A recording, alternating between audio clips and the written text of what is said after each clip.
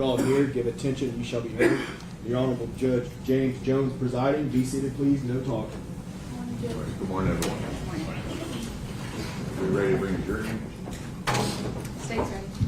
Yes, Your Honor.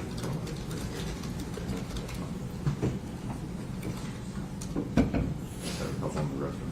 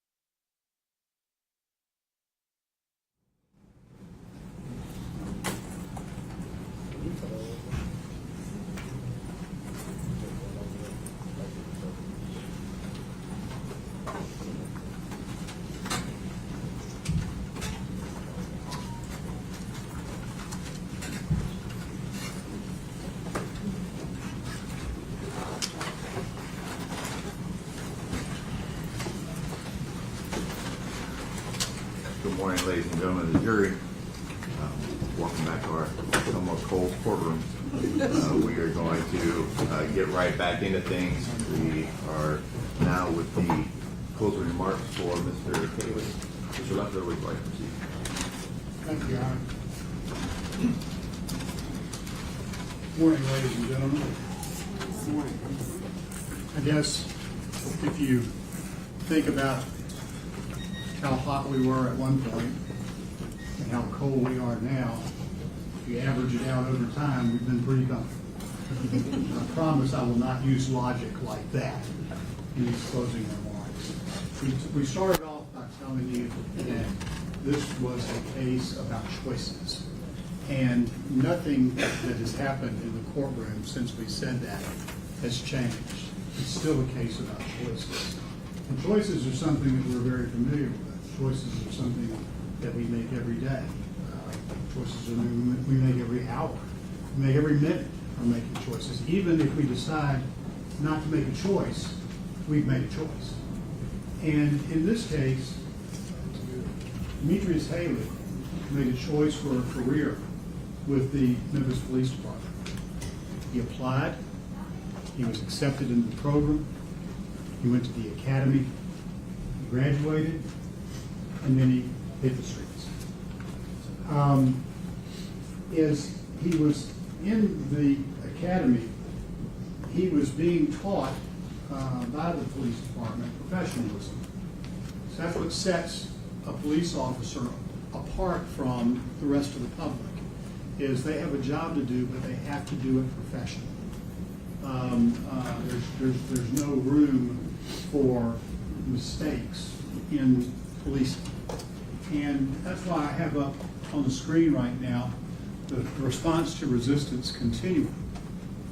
This is the framework that he was taught in the police academy, and it's the framework that follows him into the field. And what it does, it serves to protect. It serves to protect the officer who is making decisions, making choices along the way in his day. And it also protects the public because it gives the officers some certainty as to how they should behave in any given situation. When we were in Chattanooga, I think I gave you some examples of that. The physical presence, you're driving on the interstate and you see a police car parked up ahead, diagonal to where you are driving, and you figure, well, that must be, there must be monitoring traffic, and you slow down. So that is basically a command that you slow down. And just the presence of the police allows that to happen. The verbal warnings, if you're driving down that same highway and you see a sign that says no tolerance, well, that could be a verbal warning, if you will. And then verbal commands, driving down the same road and traffic is blocked. Officers are directing traffic, and you go to where you are commanded to go.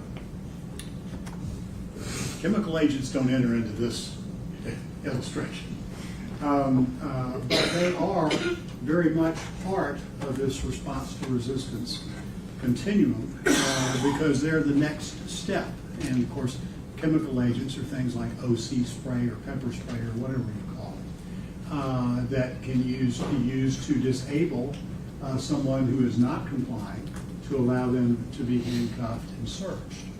If that doesn't work, the next step is empty hands control, and it has both soft and hard. Empty hands control, soft would be where you are leading a suspect somewhere, and the hard would be where you're actually using a fist or a foot.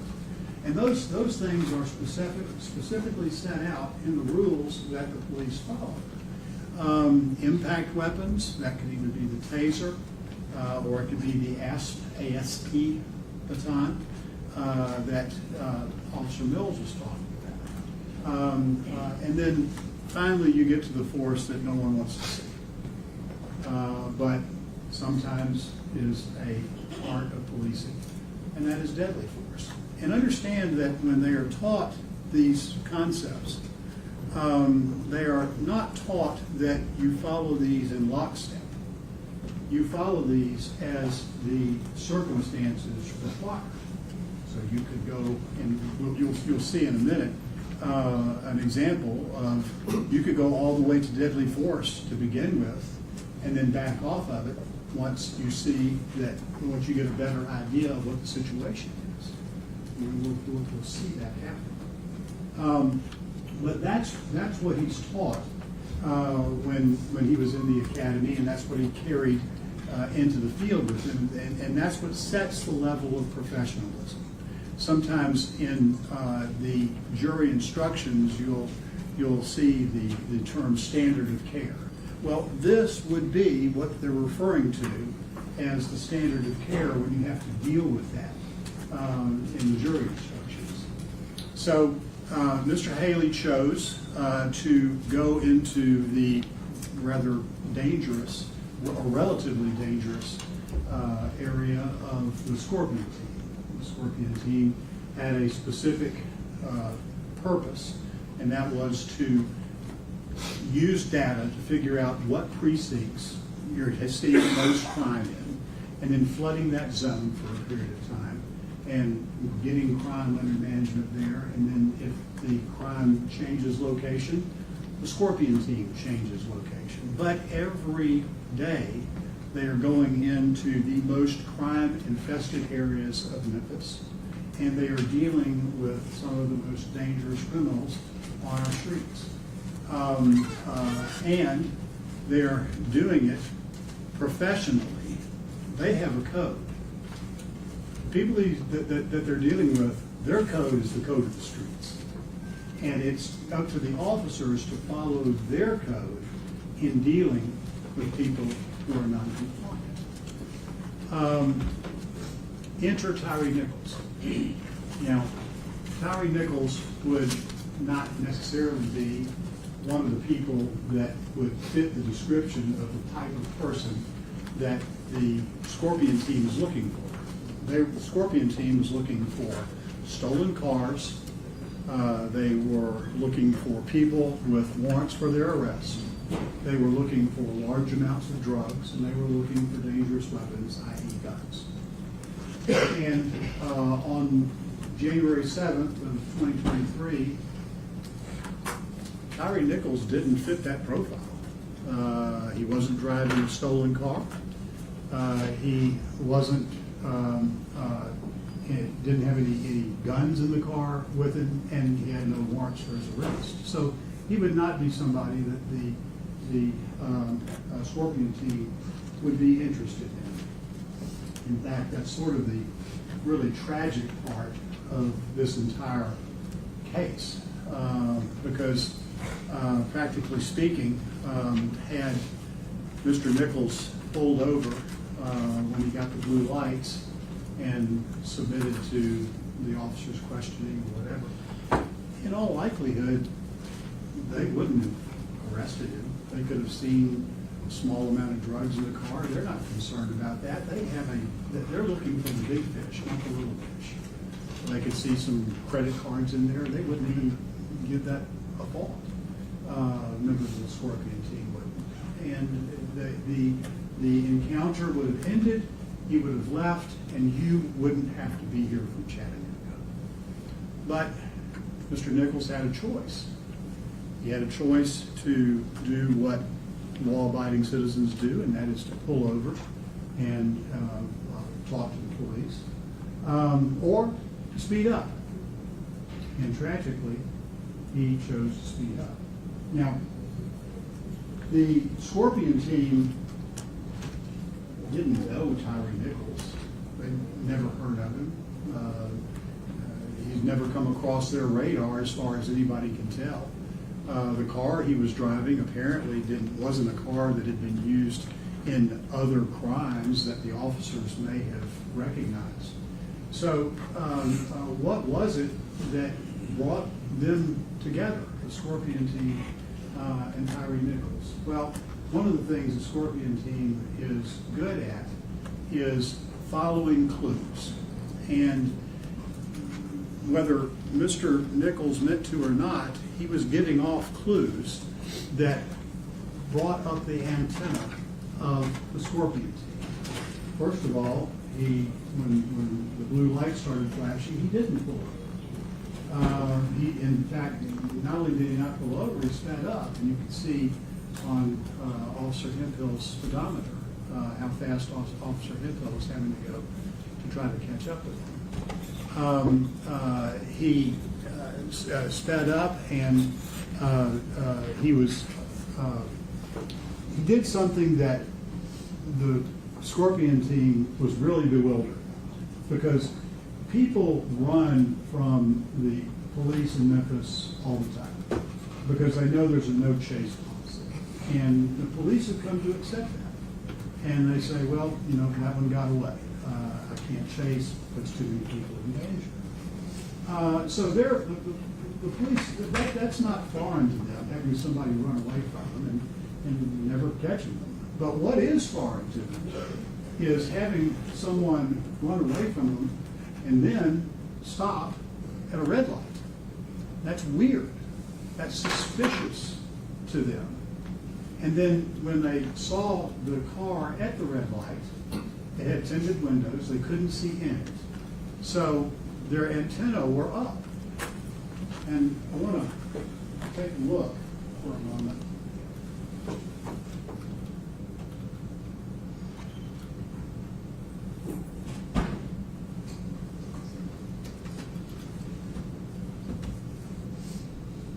To this stop.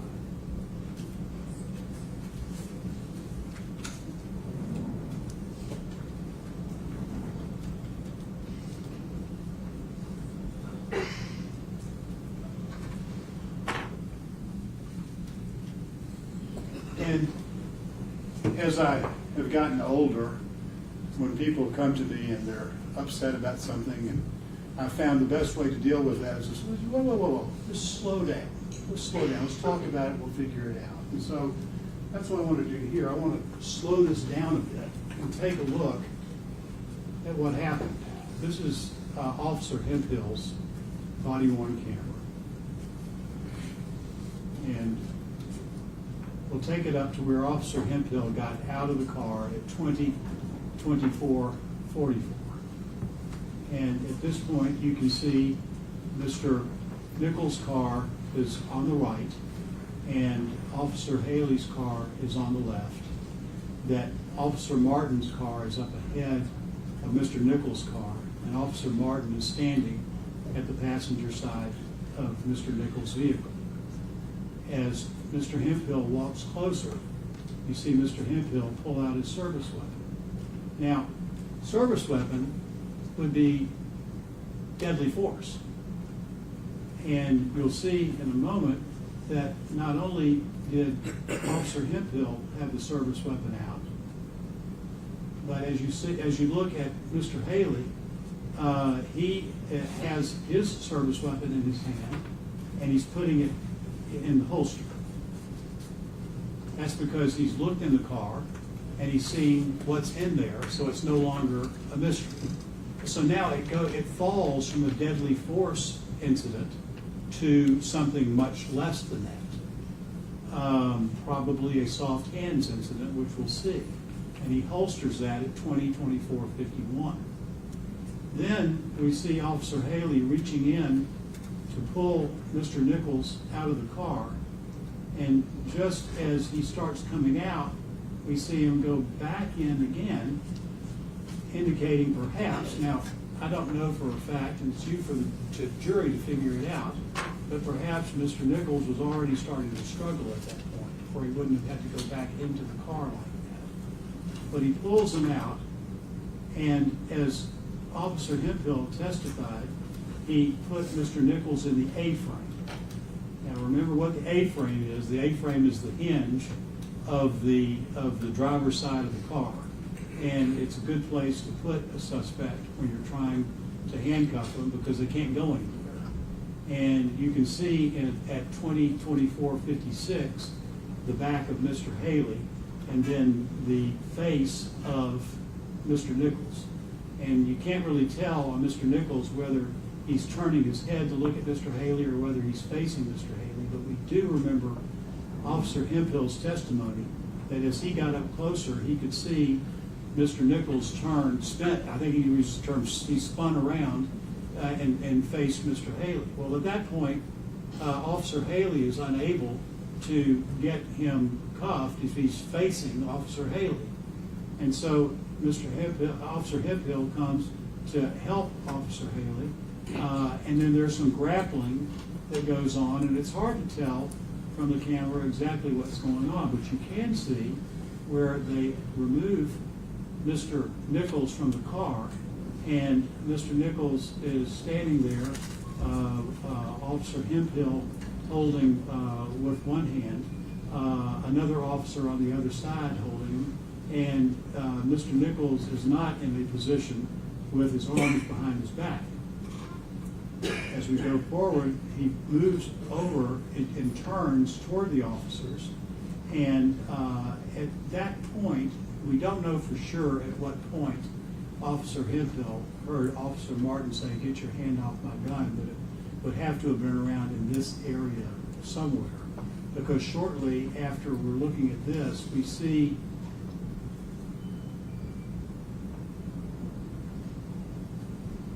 that Mr. Nichols is taken to the ground.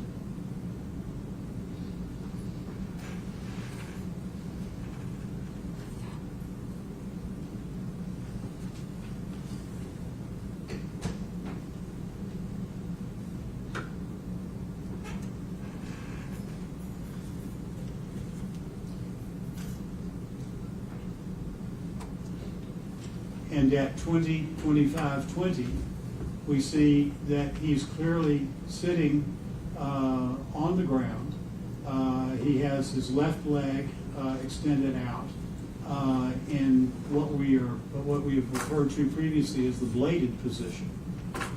Officer Hemphill's hand is on his shoulder, and Officer Haley and Martin are standing in front of him. All three officers are telling him, "Get on your stomach, get on your stomach." But we can see at 20:25:21 that Mr. Nichols is debating with them about that. You may recall Mr. Nichols saying, "Okay, okay, okay," but he was doing that with his voice, but he wasn't doing okay with his body. He was not complying with their demands. And here he is still in the bladed position, arguing with them about it at 20:25:21. At this point, they push him to the ground, Officer Hemphill does, and holding on to Mr. Nichols' left hand would be Officer Martin, and Officer Haley is on the other side of Officer Martin.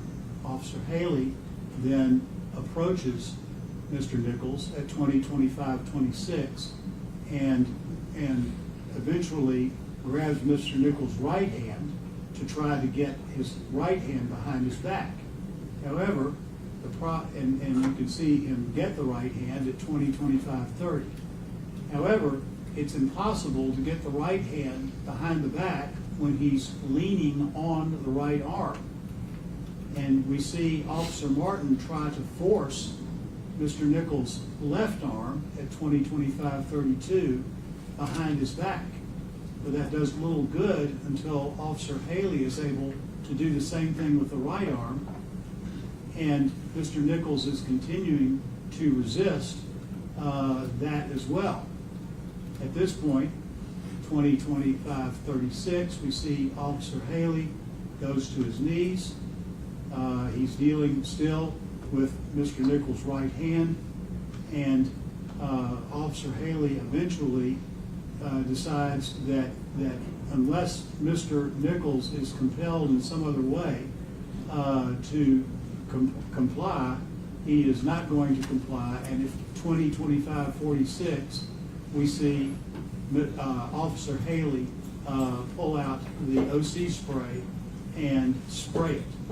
Now, what we know now is that when that happened, the spray hit Officer Haley, and apparently it hit him directly because of the level of disabling it did to him.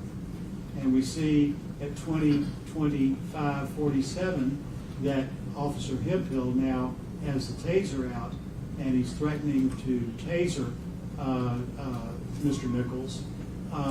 And so we know at this point in the video, Officer Haley can't see anything because he just got it in the eye with his OC spray at 20:25:48. And then there is a scuffle where Officer Hemphill's camera is obscured from seeing exactly what's going on. But you remember Officer Hemphill testifying that when Mr. Nichols got up, that he ran toward the police car, which was open. That was the police car he was running toward was Mr. Haley's car, and the door was open. However, Mr. Nichols did not get into that car, and at 20:25:57, Mr. Nichols is running on his way to Ross Road, evading the officers. At this point, ladies and gentlemen, I'm going to ask Mr. Stengel to take over the controls, and through the magic of technology, we are going.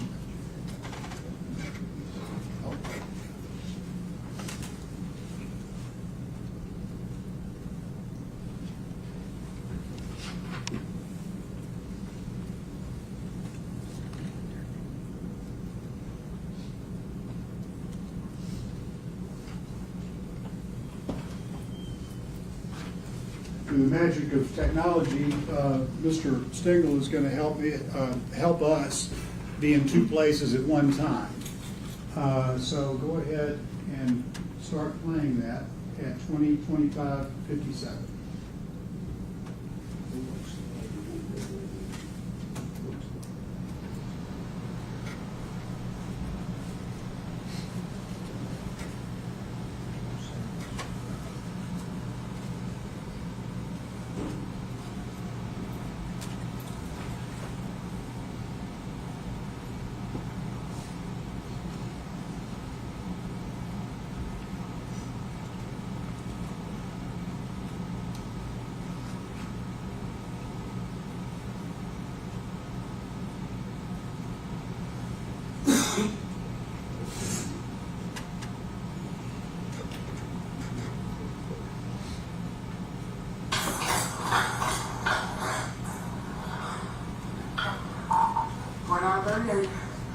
Murder Lanes and Ross. Taser is deployed. Suspect is running down Ross.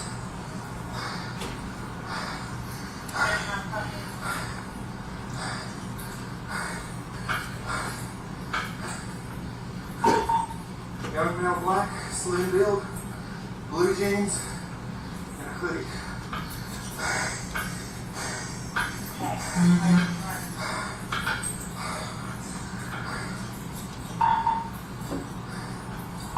Southbound on Ross.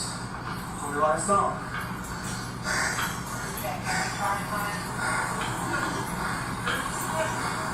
Good, good. What's up? Yes. Alright, hang on, hang on.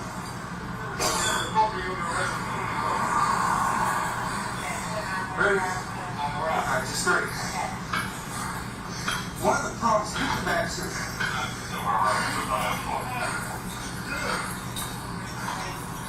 Alright, your car's right in front of you. Here's my car to go for a walk. Alright, hang on. Where's your water?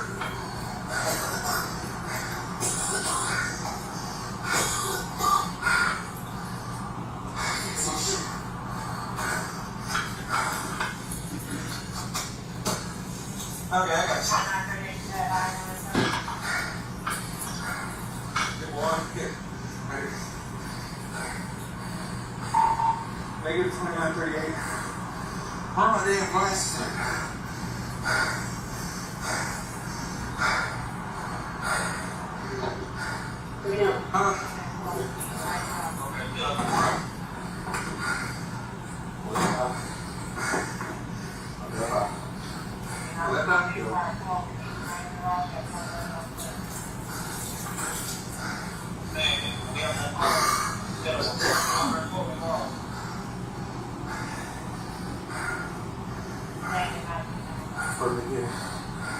That back in? Yeah.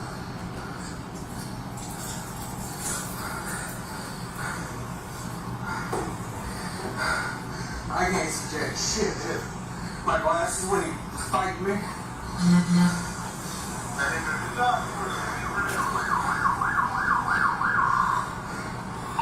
Later, we just saw him running down Ross. What made you like? Yeah.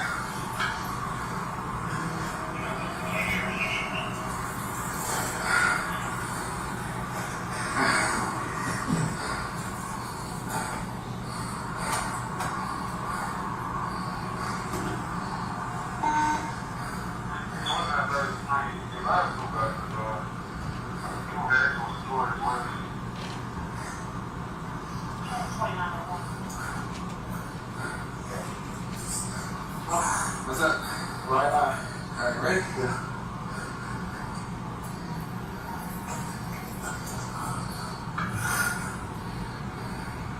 Well, right eye.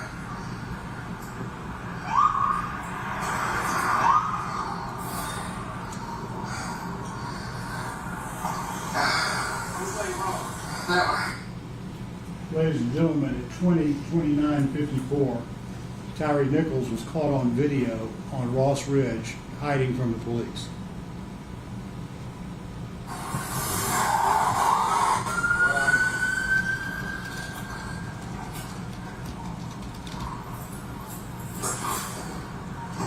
Okay, I gotta find my glasses and get this damn taser downloaded.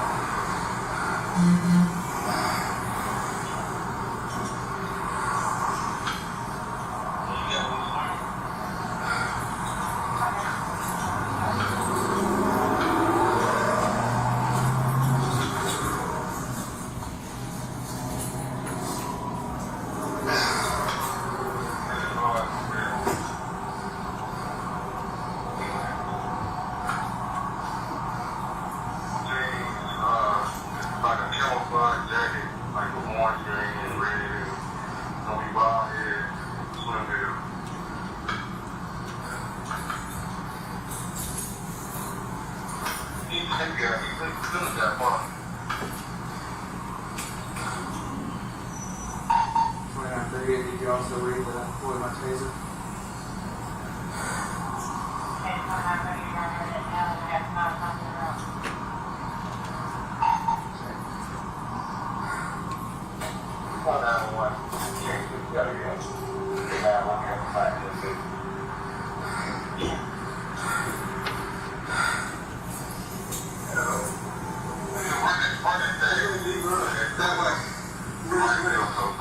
Thin male black, blue jeans, and a plaid jacket.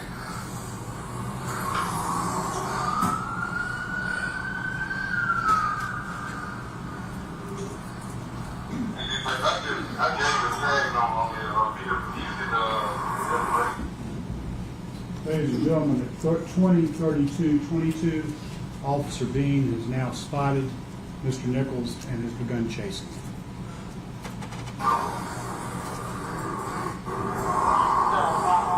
You good right now? Can you at least open your eyes?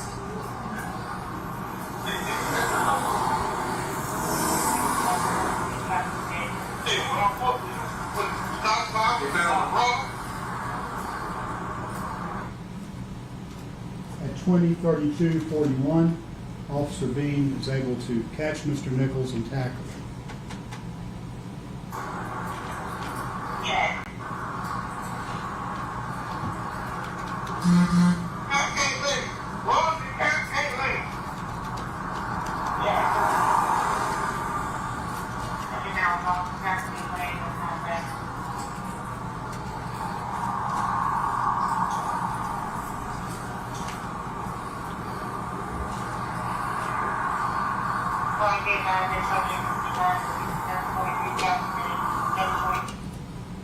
At 20:33:12, Officer Mills pepper sprays Tyre Nichols.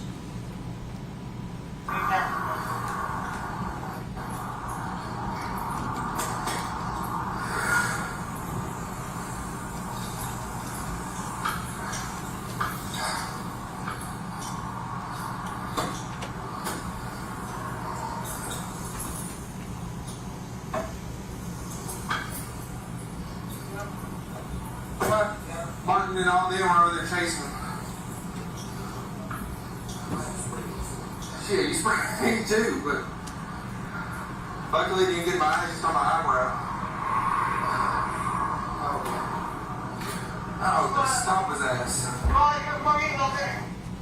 At 20:33:53, Officer Smith radios for more cars and more officers at Castlegate. Officer 20:33:55, Officer Martin removes his body-worn camera. Something that Smith was going for other cars, because he was hard to chase.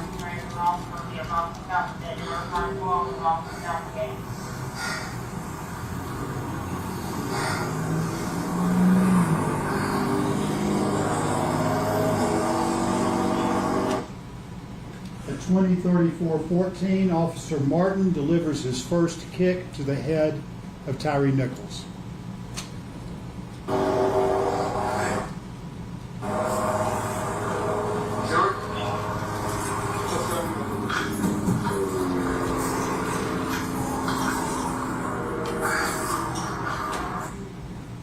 At 20:34:27, Officer Martin delivers his second kick to the head of Tyre Nichols.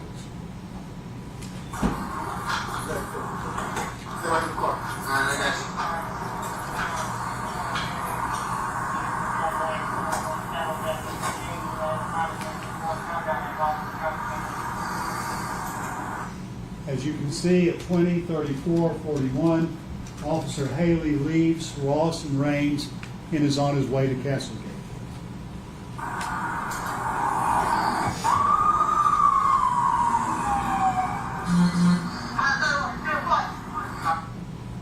At 20:34:49, Officer Smith radios that the suspect, Mr. Nichols, is still fighting.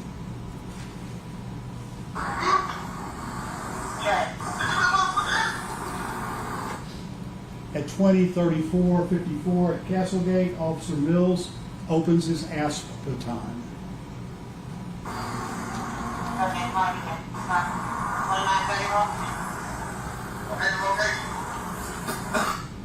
At 20:35:01, Officer Mills delivers the first strike with his ASP baton. 1 second later, at 20:35:02, Officer Mills delivers his second strike with the ASP baton. 3 seconds after that, at Castlegate, Officer Mills delivers his third strike with the ASP baton.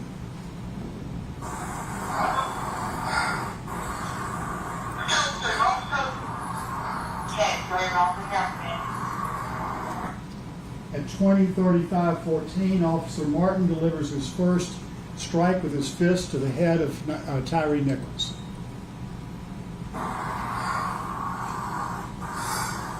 Three seconds later, at 20:35:17, Officer Martin delivers his second fist strike to the head of Tyre Nichols.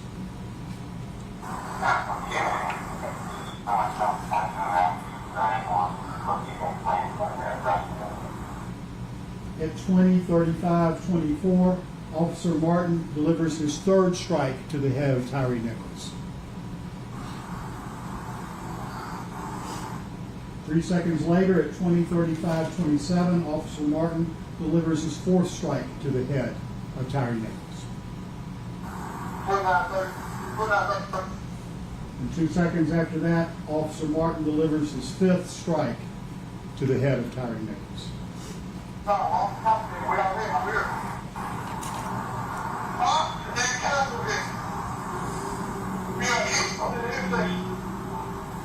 At 20:35:32, Officer Haley radios and asks where they are located. Officer Mills gets on and responds that where they are at Castlegate.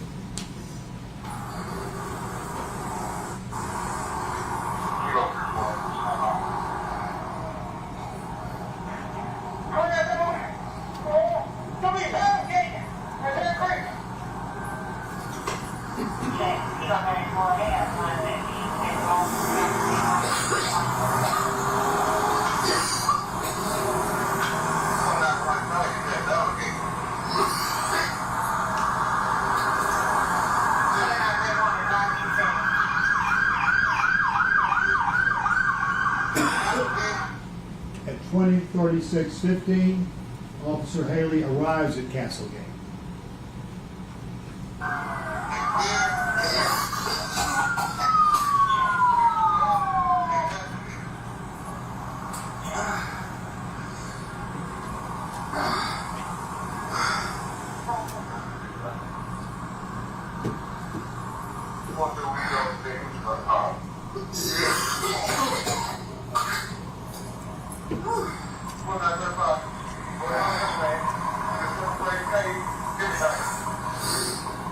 20:36:45, Officer Haley gets on the radio and requests medical care for Tyre Nichols.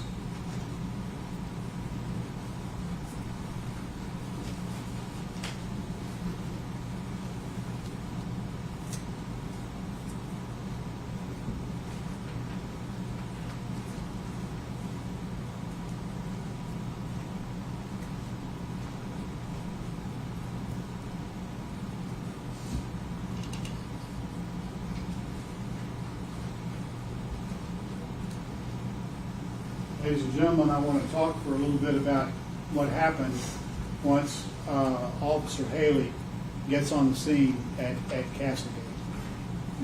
Recall that what Officer Haley knows at that point is the following. He knows that there was a traffic stop at Ross and Raines. He knows that at the traffic stop, Tyre Nichols resisted. He knows that Tyre Nichols would not cooperate by putting his hands behind his back. He knows that he had to apply OC spray to Tyre Nichols and himself in the process. He knows that he has very limited vision, and he unsuccessfully chases Tyre Nichols a bit of the way up Ross Road, even though he couldn't see. He knows that Nichols got away uncuffed and unsearched. He spent time trying to regain his vision by washing his eyes out with water. He drove to Castlegate. Once he arrived at Castlegate, he saw officers still struggling with Nichols. He saw Nichols' right hand was still uncuffed, and it was turtled under his chest. He saw that Nichols, he decided to kick Nichols' right bicep to release his right hand. He warns as he's running up using verbal judo, and we're going to talk a little bit more about that, where he yells, "Beat that man's ass." He delivers the kick, and then approximately 31 seconds later, Mr. Nichols is hanged.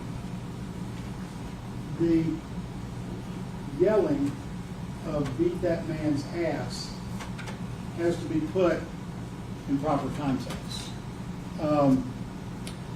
If you go back to the first video, where it was a traffic stop video at Ross and Raines, I wrote down 3 things that you could hear Officer Haley telling Mr. Nichols at that location as they were trying to get him handcuffed. He says, "I'm going to break your shit." He says, "Get your ass blowed off." And he says, "About to knock your ass out." He says all those things on the scene at Ross and Raines as they were struggling to get Mr. Haley handcuffed. When he gets to Castlegate, he picks up that same motif with "beat that man's ass." Now, what the state would have you believe is that, or want you to believe, is that none of those first 3 things were said, because then they could completely take "beat that man's ass" out of context for a better story for you. That's not what happened.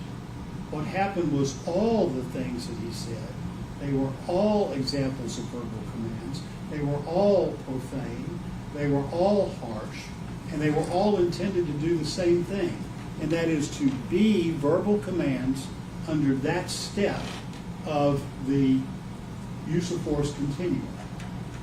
Now, the state was critical of the testimony of Don Cameron about how Officer Haley delivered the kick at Castlegate.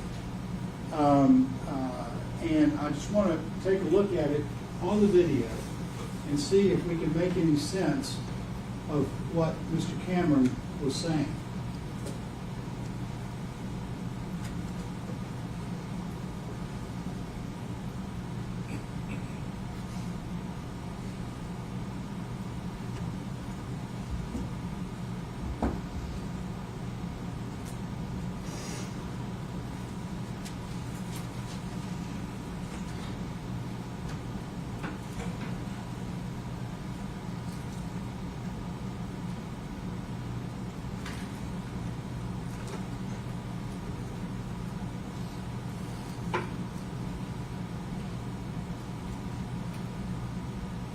So at 20:36:15, we can see from the right hand of the screen, Officer Haley coming onto the scene.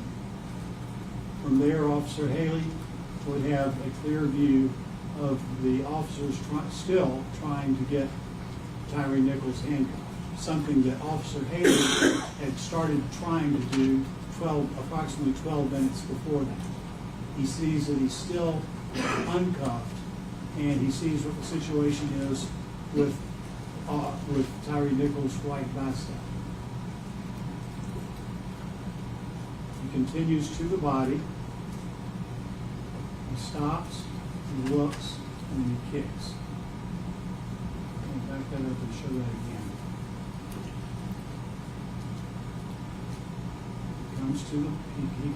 He braces himself against one of the other fellow officers. He takes a look at the target, and then he kicks.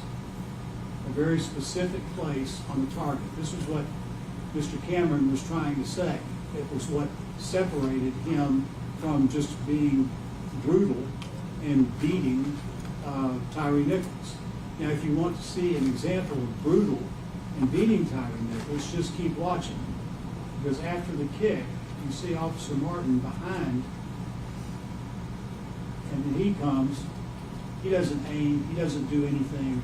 He just viciously kicks Tyre Nichols. There's a very great difference between those two kicks and those two men, and they should be treated differently.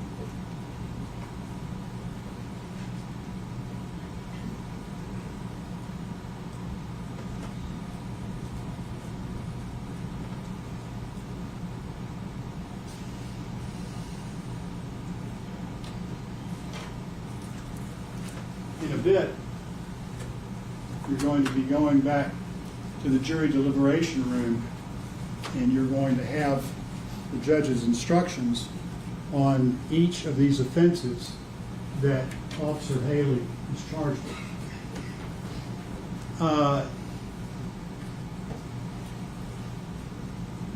The context for all of these offenses, according to the state, is that Officer Haley here is being held responsible for the acts of others.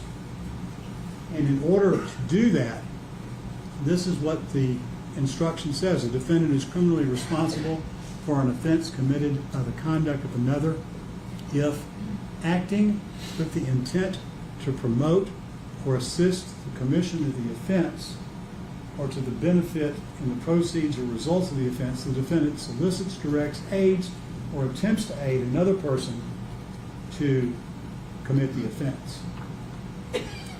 So there has to be some involvement of Officer Haley in the decision-making process about where this enterprise was going.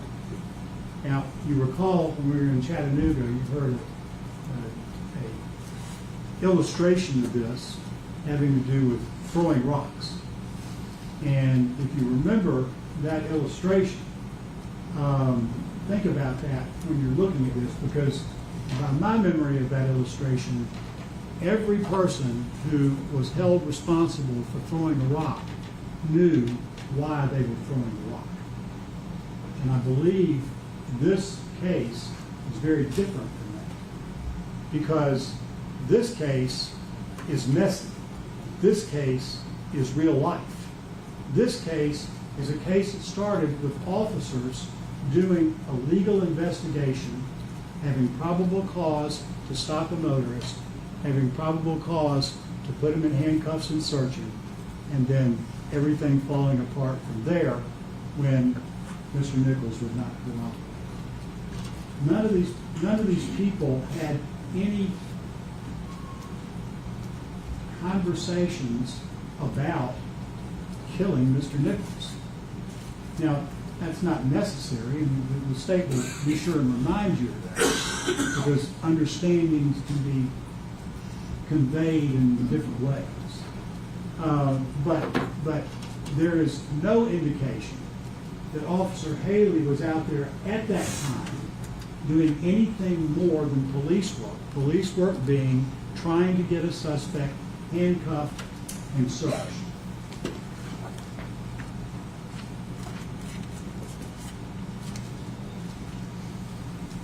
With regard to the criminal responsibility of others, it depends on Officer Haley's intent.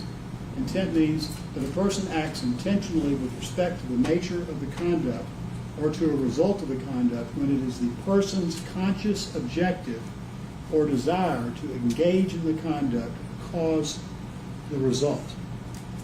Now, Officer Haley was involved in the conduct of trying to handcuff a suspect. There is no evidence that Officer Haley was involved in the conduct that would ultimately, through criminal intent, lead to the death of Tyre Nichols. Another thing that you're going to see in the instructions is that you should give separate consideration to each defendant. You're going to have 3 separate jury verdict forms, one for each of the officers. And these officers are all judged separately. They were all doing different things out there at that time. Some things may apply to one that doesn't apply to the other. You're not to group them all together. You are to, as you're discussing the case, look at each officer separately. Second-degree murder. The defendant unlawfully killed the alleged victim. They're saying that Officer Haley unlawfully killed Tyre Nichols and acted knowingly. Let's take a look at knowingly. Knowingly means that a person acts with an awareness of that his conduct is reasonably certain to cause the death of the alleged victim. Reasonably certain. The only thing Officer Haley was reasonably certain about was, at one way or another, he was going to get Mr. Nichols handcuffed within the bounds of the response to resistance continuum. That was his safety. That was his safe umbrella. As long as he remained in those bounds, he was safe. The requirement of knowingly is also established. It's shown that Officer Haley acted intentionally. Intentionally means the person acts intentionally when it's the person's conscious objective or desire to cause the death of the alleged victim. There is absolutely no evidence that his intent was to cause the death of Tyre Nichols. He made one contact with Tyre Nichols, or 2 contacts. The first contact was soft hands, trying to get him out of the car and in handcuffs. Second contact, 3 contacts. Actually, the second contact was chemical agent, because Tyre Nichols was not cooperating and he needed to disable him so that he could get him handcuffed and then start pouring water on his face. And then the third one was hard hands, and that was the foot to the shoulder. That was the only thing that you could conclude that was the intent of Officer Haley. Voluntary manslaughter. Officer Haley unlawfully killed the alleged victim, Tyre Nichols, and that Officer Haley acted intentionally or knowingly. And now we're back there to intentionally and knowingly. We don't need to go over that again because we've already talked about it. It means he had a conscious desire to act in a way that would result in the death of Tyre Nichols and there is no aggravated assault resulting in death, that Officer Haley intentionally or knowingly caused bodily injury to Tyre Nichols, and the act resulted in the death of another. Dr. Turner told you that the sole cause of the death of Tyre Nichols was blunt force trauma to the head. There was no point at which Officer Haley delivered any blunt force trauma to the head of Tyre Nichols. He did kick Tyre Nichols in the shoulder, and Officer Turner testified that had no bearing whatsoever on Mr. Nichols' death. Reckless homicide, that the defendant killed the alleged victim, Tyre Nichols, and the defendant acted recklessly. Well, now here's where we go back to our response to resistance continuum. Reckless behavior, it cannot be reckless if it is within the scope of the objective bounds that the Memphis Police Department sets out for its officers. Recklessly means that a person acts recklessly with respect to circumstances surrounding the conduct or the result of the conduct when the person is aware but consciously disregards a substantial and unjustifiable risk that the alleged victim will be killed. Had Officer Haley gone outside the bounds of the response to resistance continuum, then he may be considered to be acting recklessly. However, he did not. At no point did he go outside of those bounds. He stayed safely in them. It says the risk must be of such a nature and degree that its disregard constitutes a gross deviation from the standard of care that an ordinary person would exercise under all the circumstances viewed from the accused person. That's Officer Haley's standard. There's the standard of care. That's your response to resistance continuum. If you can find some way that he escaped from that, and he went beyond policing, but you're not going to find it. Criminally negligent homicide. That is the defendant's conduct resulting in the death of the alleged victim, Tyre Nichols. The defendant acted with criminal negligence. Sorry, I messed up.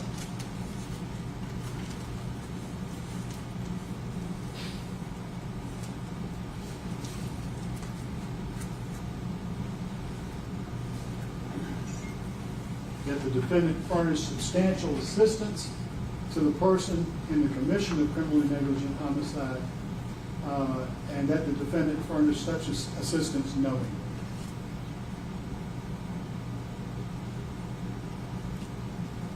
Officer Haley was not there when the blows were thrown.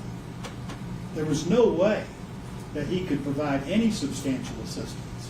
When he came on the scene, he did not know about those blows. He didn't know about Martin's kicks to the head. He didn't know about Martin's strikes, kicks to the, or strikes to the head, or kicks to the head, strikes, kicks to the head, or strikes to the head by Officer Martin. So you cannot find him guilty of criminally negligent homicide. He was not there. Facilitation of criminally negligent homicide. Now, this is the only time I'm going to talk about facilitation, because you're going to find facilitation on everything. So I don't need to repeat myself by going through each one. But the defendant furnished substantial assistance to that person in the commission of criminally negligent homicide. And he must be providing substantial assistance to be responsible for that act by somebody else. There was no substantial assistance. He wasn't there.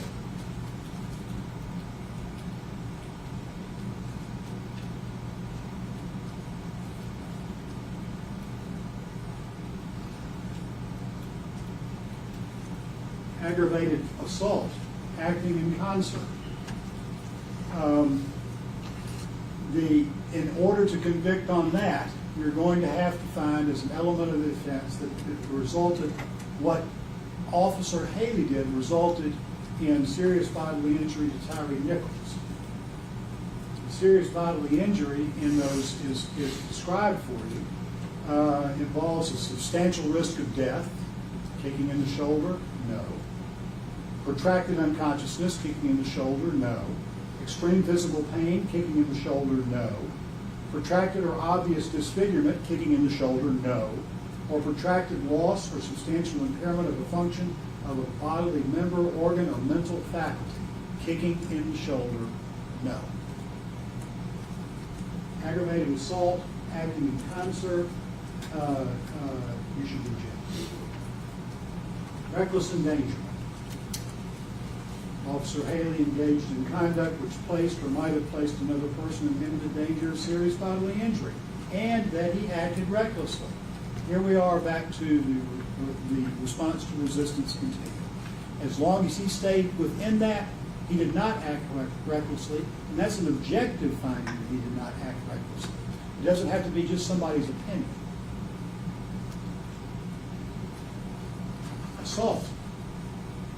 That Demetrius Haley caused bodily injury to Tyre Nichols and that he acted either intentionally, knowingly, or recklessly. We've already covered intentionally, we've already covered knowingly, and we've already covered recklessly.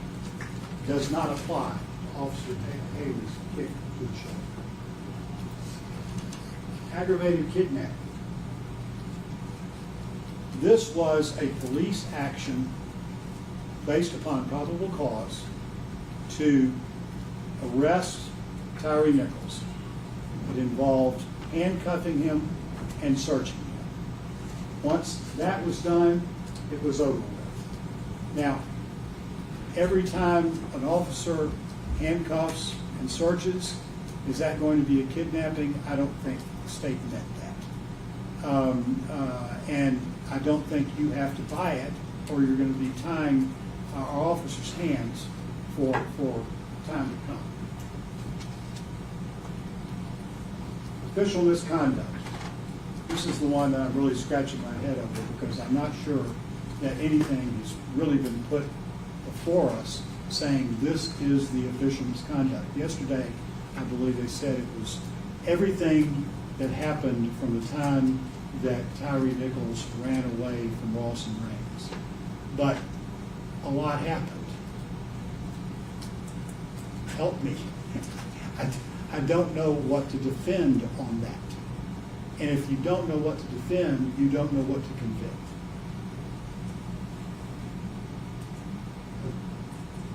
Reject that. Official misconduct, unauthorized exercise of official power. It's not unauthorized if it's set out in the response to resistance continuum and he stays within that framework. Reject that. Official misconduct, refraining from performing a duty. I think what they're talking about there is telling the medical providers exactly what happened to Tyre Nichols, and at that time, Mr. Officer Haley did not know what had happened because he wasn't there. He didn't see Martin deliver those strikes. He didn't see Mills deliver those strikes. So he would have no way of being able to be accused of not performing something that he was physically impossible for him to perform. Refraining from performing a duty, it sounds like the same thing to me. And finally, official oppression. The defendant was a public servant acting under color of office or employment, of course, and that the defendant intentionally subjected another to mistreatment or to arrest, detention, stop, frisk, halt, search, seizure, or disposition that the defendant knew was unlawful. He's acting within his parameters. He can't know it was unlawful. And it wasn't unlawful. And he shouldn't be convicted of it. And to go back to deliberate, find him not guilty on all these charges because nothing applies to the facts of this case. Thank you. All right, ladies and gentlemen of the jury, so we don't have any interruptions, is there anyone that needs a break at this time? We're going to take a brief recess. Question recess.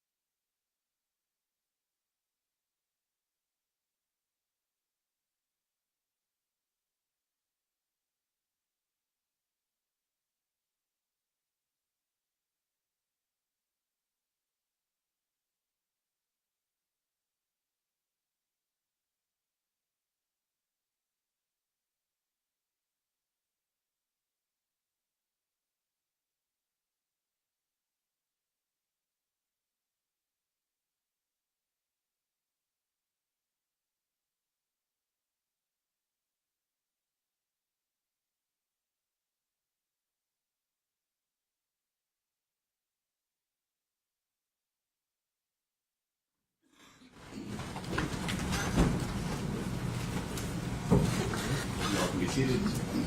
Mr. Zemo, do you want to proceed with your closing argument? Yes, Your Honor, thank you. First of all, I think there's a rule in the law that says we're not supposed to thank jurors for their time and service, but I hope everybody realizes how much we all appreciate the fact that you've gone down here 5.5 hours driving time down here and then spent over a week here listening to this. And that's really all I can say under the rules about how much I appreciate it. So let me start with my closing argument. That is Justin Smith on the proudest day of his life.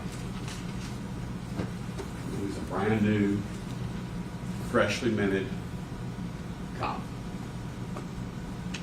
And that's who I represent, Justin Smith, right over there. Now, I'm not going, that's the only technology you're going to see from me today. All right. My closing argument's more going to be of what I noticed throughout the trial.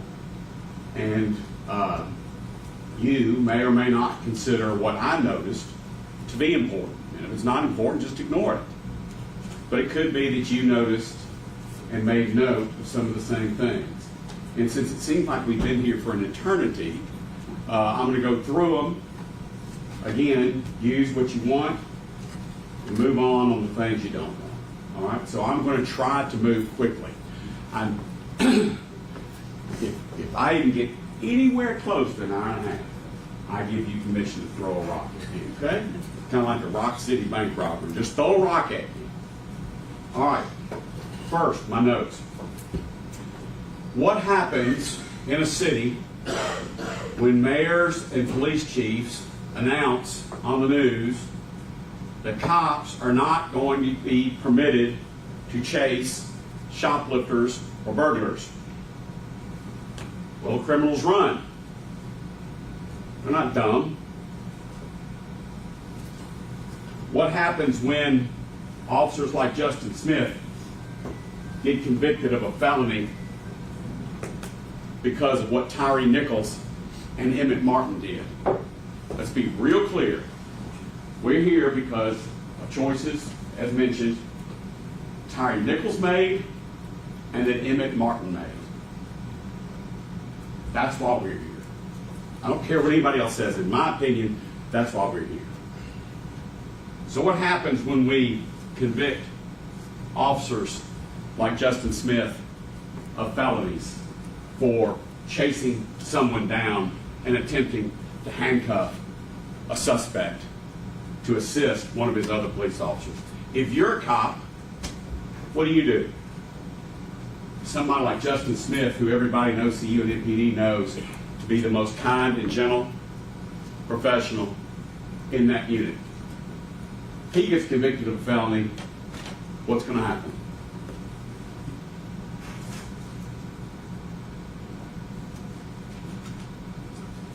They're going to run. The cops are going to run. Cops are going to run to Chattanooga, be a cop in Chattanooga. They're going to run down to South Haven, Mississippi. They're going to run. And maybe if they left the streets to the politicians and the preachers and the parents to police the streets, maybe the city of Memphis might learn.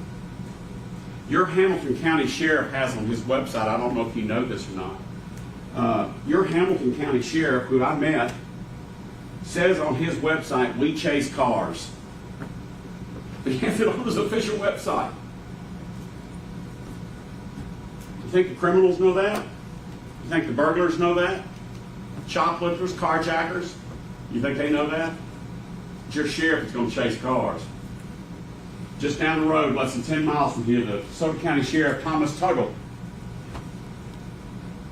On his website, it says, we chase criminals, we chase cars. Don't bring your crime. It says, don't bring your crimes from Memphis down here. It's just literally 3 miles south of Memphis International Airport, DeSoto County, Mississippi. We chase cars, we chase criminals. You think they're down there shoplifting? You think they're down there breaking into 94 cars in one night?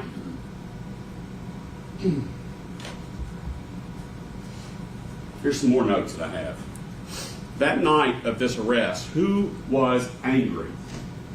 Who was angry? Well, we know Mills was angry. He said so from the stand.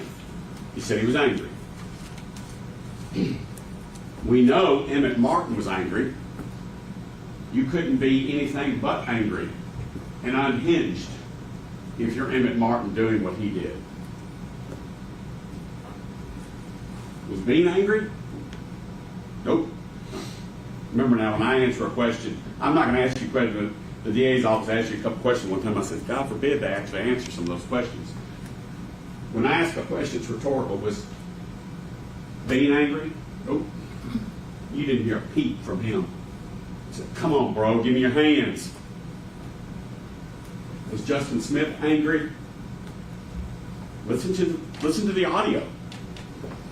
Justin Smith is that squeaky voice you hear. He was panicked. He had enough years on the job arresting felons, 90% of whom are armed. He had enough sense to be scared and screaming on the radio to send more cars. Was he angry? Nope. But Mills and Martin were angry. Who took breaks from OC spray, pepper spray? We keep calling it OC spray like it's, something to keep on the back of your stove. Pepper spray. You saw how potent it was. And Miss Henley said, in one breath, she says, oh, we heard how Mills and Martin were immediately affected by the OC spray. Remember saying that? But Smith and Bean didn't have that luxury. So Miss Headley tried to make it sound like it didn't get on them. Did y'all notice in training that when they give them that one shot in the eye, there's nobody standing behind that cop that gets it in the eye? It's called backsplash or overspray. Miss Headley told you that Martin was standing next to Mills. Go back and watch the video. No, he wasn't. He was standing next to Bean. He was standing across from Mills when he shot that spray. And Martin is not a little guy. He bailed out. Whew! Whew! Can't catch my breath. Mills took a 1 minute and a half break because some of the back spray got on him. At that first traffic scene, Haley's the one who sprays. Okay? Hemphill is across from him with his taser on the leg. And Hemphill gets it. It's like room spray. You're not going to be able to surgically do it. Okay? And it is super powerful. For over 8 minutes. Go back there and time it. Haley couldn't catch his breath. He couldn't see. He was prying his eyes open to get water in it. Hemphill, while Mr. Leffler was reading out the times of what was going on over at Castlegate, Hemphill was still coughing up a lung. Hacking and coughing on the... He only got a little shot. Bean and Smith didn't have that luxury. They let go of that man on the ground with a handcuff on him. Somebody's going to get shot. It might be Nichols, because if he gets up with that handcuff and starts swinging it. Or a cop's going to get hurt. Miss Headley actually had the temerity to look you people in the eye and say that Bean and Smith were holding the victim Nichols down on the ground. Remember saying that? Don't answer. Mills stated from the witness stand that Bean and Smith weren't holding him down to be holding him down, to get punched, kicked, or whatever. Mills said that those two guys kept their hands on Nichols to keep him on the ground to get him handcuffed. What else did they do? Did Smith and Bean get a break? Haley and Hemphill got an over an 8-minute break. Mills took a 1.5 minute break. Those two guys never got a break.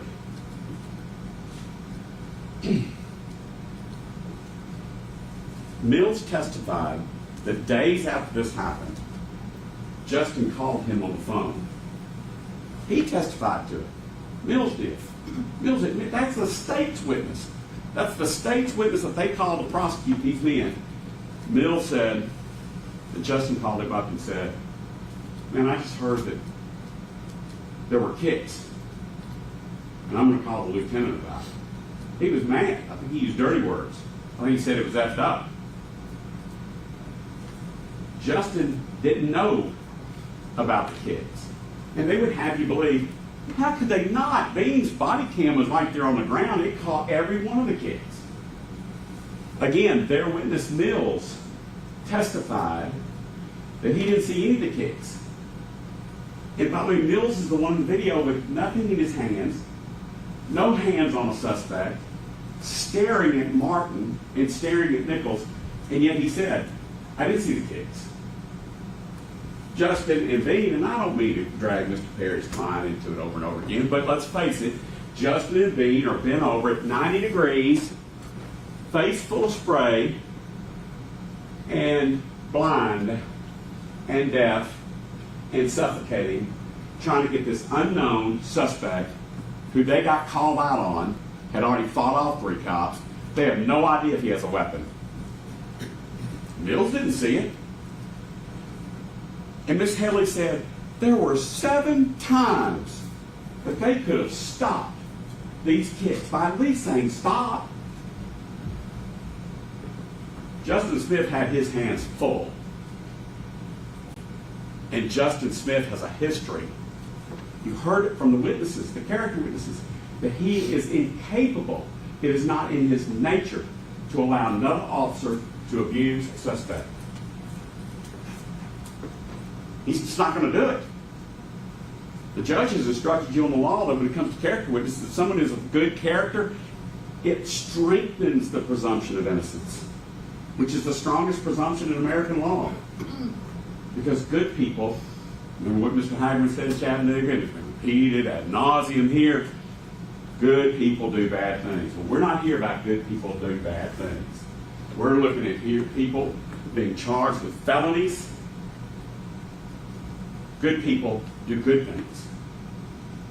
And Justice Smith didn't do anything different that night. He was doing the best he could to help Darius Bean get handcuffs on and get Nichols in custody. Miss Headley, I have to take my hat off to her. Miss Headley had me, even though the judge says she shall not have any sympathy, talking about sesame chicken. Sesame chicken. Rovon Wells was making sesame chicken that night, and Tyree rubbed his belly saying,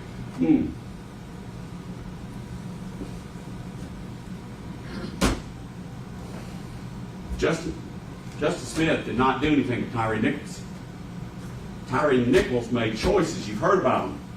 Speeding, running from the police, blue lights, fighting at the first scene.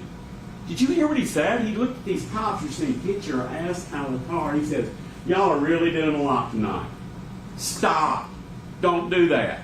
I'm just going home. When they're saying, get your ass on your belly. Right? Tyre Nichols made these choices. It's not about sesame chicken. It's that Tyre Nichols somehow getting 750 pounds of men off of him and running to the next street over and hiding behind a Toyota 4Runner. Wiping his face, wiping that spray off. And then he happens to be seen by Mills and Bean. These guys have guts that I don't have. Okay? I flew Army helicopters for a long, long time. I've never had a shot made at me in anger. Okay? These guys, over 2 and 3 year periods, are making over 1,000 felony arrests themselves. 80 to 90% of them have hidden weapons on them. Frankly, when Emmett Martin announced he's got a hold of my gun, he's got my gun, in other circumstances, I'm surprised somebody gets shot and killed right then. That's a deadly force situation, you heard from the experts. Instead, they're trying to talk him into getting his arm behind his back. Dude, get your arm behind your back before I break your shit. Foul language. This is not some guy worried about going home and eating sesame chicken. The investigation. Let's talk about this investigation. Whew. Chuck Baker comes, impressive fellow from TBI, and I asked him, Whose decision was it to return Kelly Rogers' pink American Express card? Not return. Did I say return? They didn't return it. It wasn't Tyre Nichols' American Express card to begin with. Whose idea was it for you to give the American Express card and all these other cards to Tyre Nichols' mother? And he goes, well, he took his instructions from the DA's office. That man right back there. He took his instructions from the DA office, Mr. Mulroy. Let me offer you a suggestion. You don't like it, if you don't believe it, throw it out. If they call Kelly Rogers up and say, we have your American Express card, would you like to come down and get it? Don't most owners of the credit card say, where'd you find it? Well, we found it in Tyre Nichols' car. There was a better than even chance that Kelly Rogers was going to tell the media, my credit card was found in Tyre Nichols' car, the one that's making worldwide news. And there goes the narrative right down the commode, right? He's just a victim waiting on sesame chicken. Instead, they gave Kelly Rogers' American Express card to Rovon Wells. Is she going to go to the media saying, oh, by the way, they found this American Express card in my son's car? No, she's not. And that story ends. Don't tell me this wasn't directed. Don't tell me this investigation was not focusing on those cops. They take DNA swabs from their mouth, they take their shoes and their boots, cut them up looking for DNA, and they don't go down to St. Francis Hospital with a search warrant for Tyre Nichols' blood. See if he's on anything. He's got 5 narcotics officers saying he's high as a kite.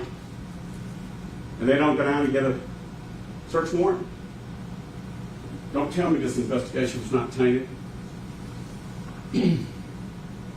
Somebody told me that y'all were going to be jealous if I referred to my iPhone because y'all haven't had an iPhone for a week or two, so bear with me.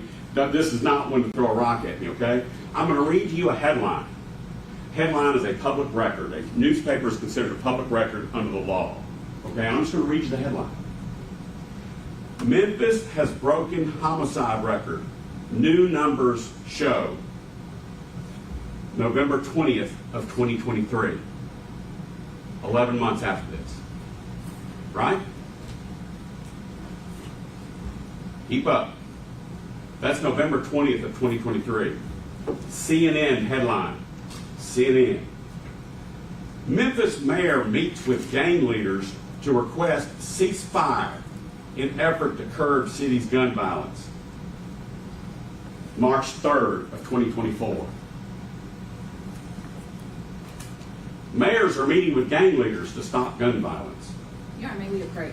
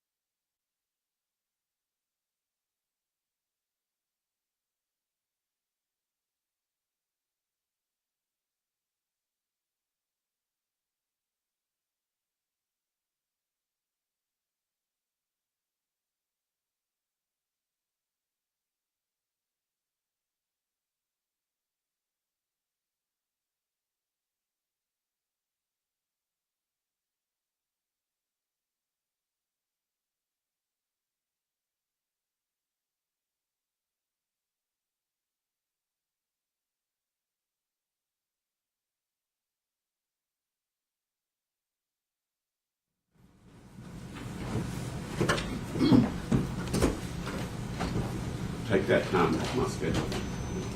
All right, now, you people live in Chattanooga, these headlines that I read talk about our crime rates.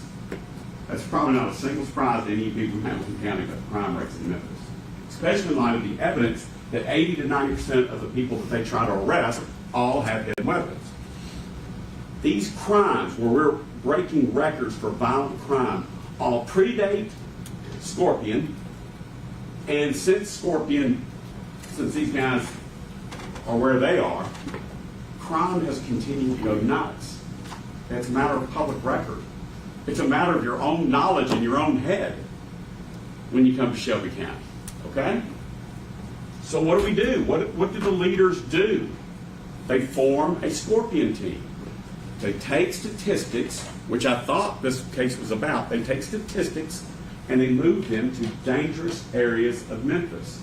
And they leave them there for a week with the sole purpose of removing criminals with, felony arrest warrants, stolen cars, drugs.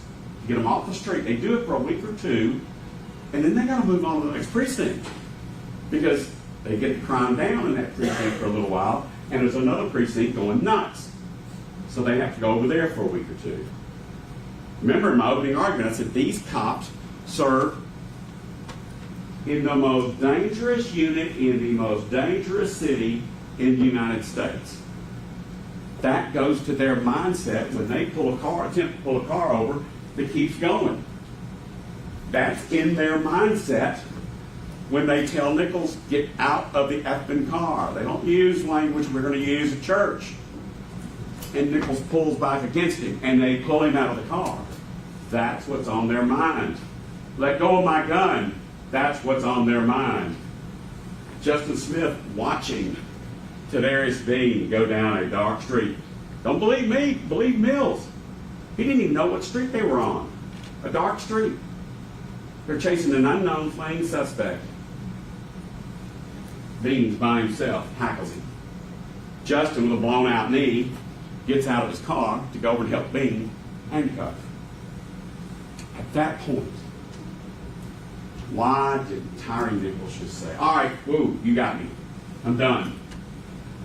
Remember, Keith Berry said, the real gangbangers, the real thugs know to put their hands behind their back, right? Right? It's going to go quickly and be over. These were not a bunch of bullies, monsters. Mr. Adams said they're not monsters. Well, of course they're not monsters. They're doing a job that none of us in here have the guts to do, to try to keep the rest of us safe. All Tyre Nichols had to do was, all right, man, you got me. He might have spent a little time in jail for some of the stuff they might have found, but he wouldn't be dead.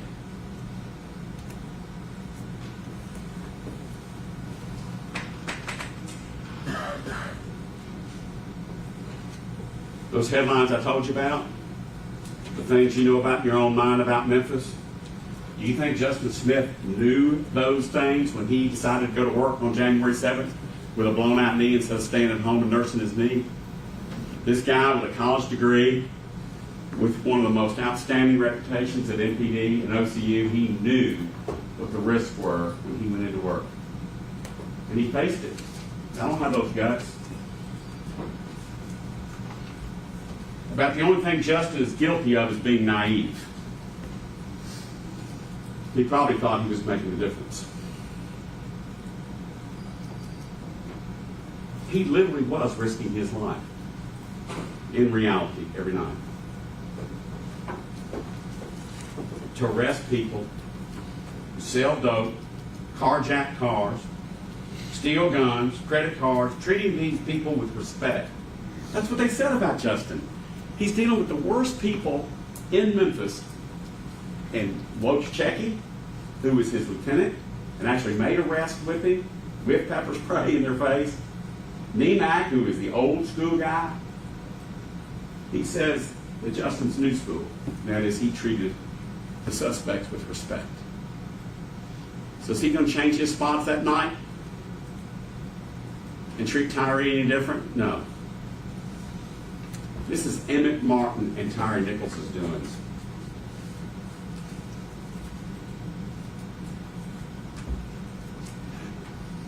John Keith Perry said he was going to beg you at one point in his closing argument. I thought to myself, don't feel like a Lone Ranger. I'm going to beg as well.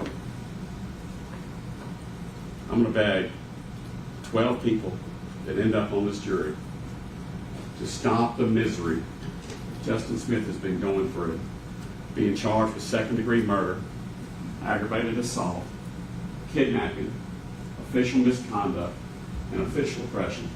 End it.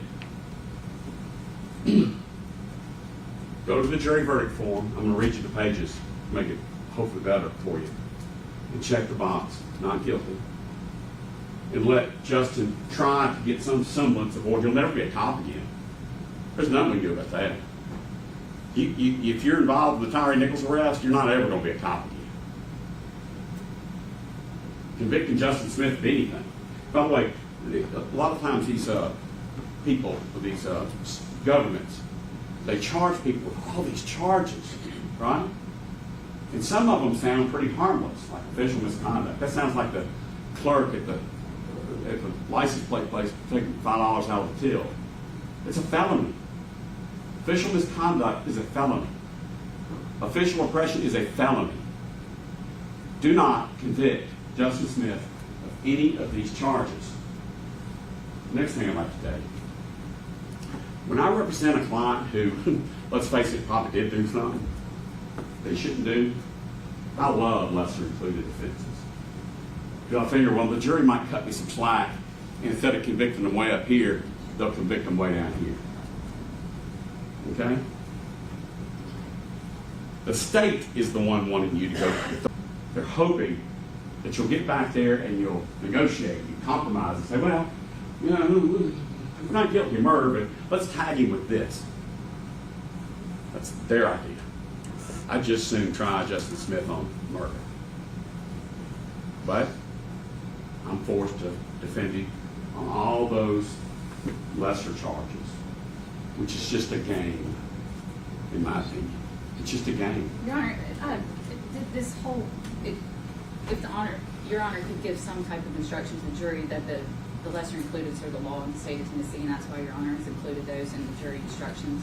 Right. That's not something that the state did. I'm going to allow them to finish the closing arguments, and I'll give them instructions. Thank you. Lesser included offenses many times will have a jury do what's called a negotiated or compromised verdict. I'm asking you not to do that. I just don't know how much clearer I can make it. I'm asking you not to do that.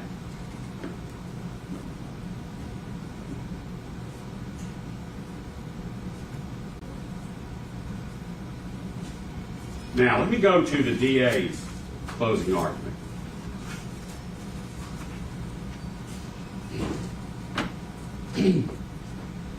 And I'm only going to do some of the high points. I'm not going to do all of Ms. Headley's closing argument. Okay, just some high points that I noted. She said that Tyre Nichols, after looking forward to Sesame Chicken, said when he got out of his car, "I'm just trying to go home." If he'd have done what the officers told him to do, he could have gone home that night, or at least some night quickly in the future. But he didn't. Instead, Ms. Headley makes it about the officers. Should have the officers just said, "Oh, well, you're about to go home? Go ahead and go home." Is that what you want? She took issue with my phrase, tail whipped. It was when I was asking Mills about you getting your tail whipped. These guys face felons every night, and they can't get this guy under control. And by the way, this is the second scene. The first scene, he's already whipped their tails and got away from them. So that was my phraseology that Ms. Headley took issue with. These officers clearly were in over their heads with this one suspect, Tyre Nichols. Mills said he was angry when he used his baton. I think he was being honest and candid. But then he went on to say, yeah, while I was angry, if Tyre had just given us his hands, I would have not appealed. Even though he was angry, Mills said that if he had just given us his hands, I would have never struck him. You can't believe Mills 1 minute and disbelieved him the next minute. That's their witness.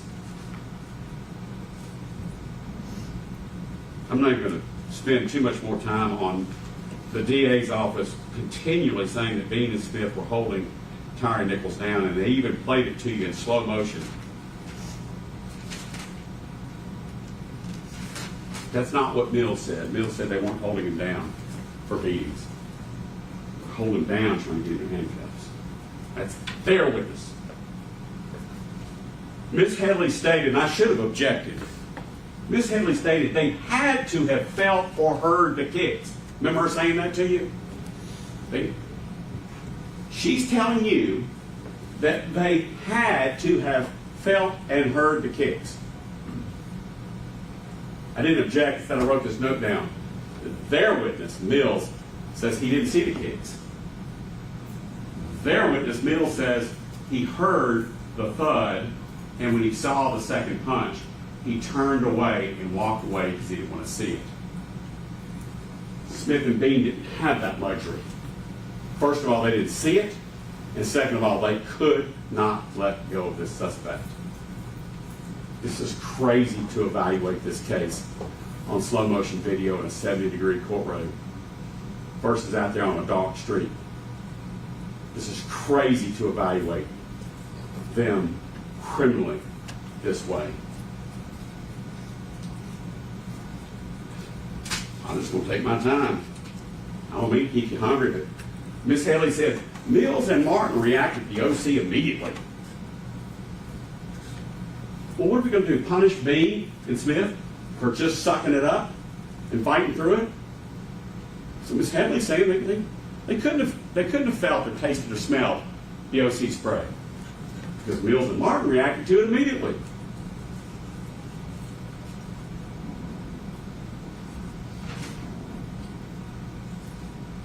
Ms. Headley said this to you in closing argument, and I did not stand up and object.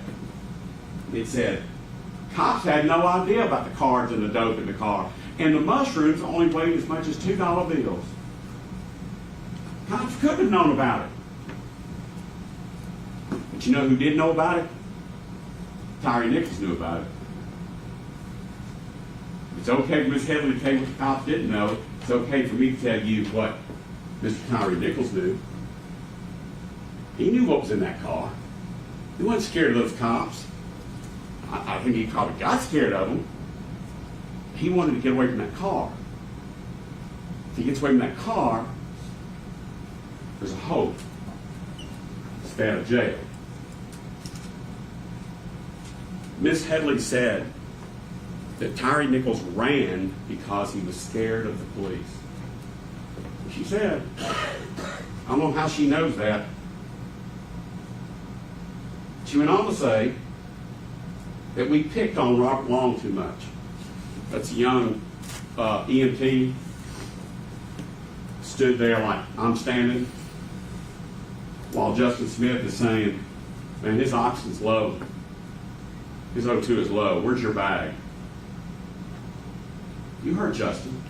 There was only one person trying to care for Tyre Nichols out there, and it was Justin. That's not to the detriment of the other officers. I'm just saying, she said we picked on Robert Long. And she said, if they hadn't done what they did to Tyre Nichols, Robert Long wouldn't even be out there. Remember she said that to you? And I wrote, if Nichols had not done what he was doing, Robert Long wouldn't be out there either. If he would just get out of the car, say, why are y'all messing with me? Here. He could have gone out and hired himself a really good lawyer for mistreatment or whatever. Instead, he wants to say, y'all are really doing a lot tonight. Stop. Don't do that. I'm going home. The whole time he's got three really big men with big items to hurt you, saying, lay on your belly. He didn't do it.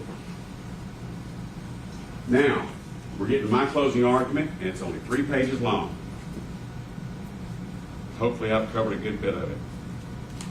Justin Smith's reputation was that of compassion, protection of others. I've talked to you about character evidence strengthening the presumption of innocence. I won't covered anymore. By the way, Mills actually ended up being one of Justin's character witnesses. Mills said that Justin was calm and shared the same values with him. In other words, not going to take advantage or harm a suspect. Can't believe that and then not believe something else. Mills went on to say he didn't see the kicks, didn't see a good many of the punches. He stated that he heard no words during the during the Castlegate thing. He said the first time he heard the words was when he watched it later on video. Remember that? That confirms what Zwicky said. That when you're in a critical incident, you're scared. In a critical incident, your field of view goes to 2 degrees. You reduce that more with no glasses. You reduce it more with OC spray. You're scared to death hanging on to a handcuff. You don't hear. That's called auditory exclusion. Justin was in the fight of his life. And sitting here in 70-degree weather, looking at a video saying, well, that doesn't look too bad. It's impossible for us to get in the shoes of those officers that night. I was a horrible baseball player. Dealing with patients has to be hard. Dealing with wait staff, people has to be hard. Dealing with second graders must be hard. How hard for these cops? And we're wanting to convict them of felonies?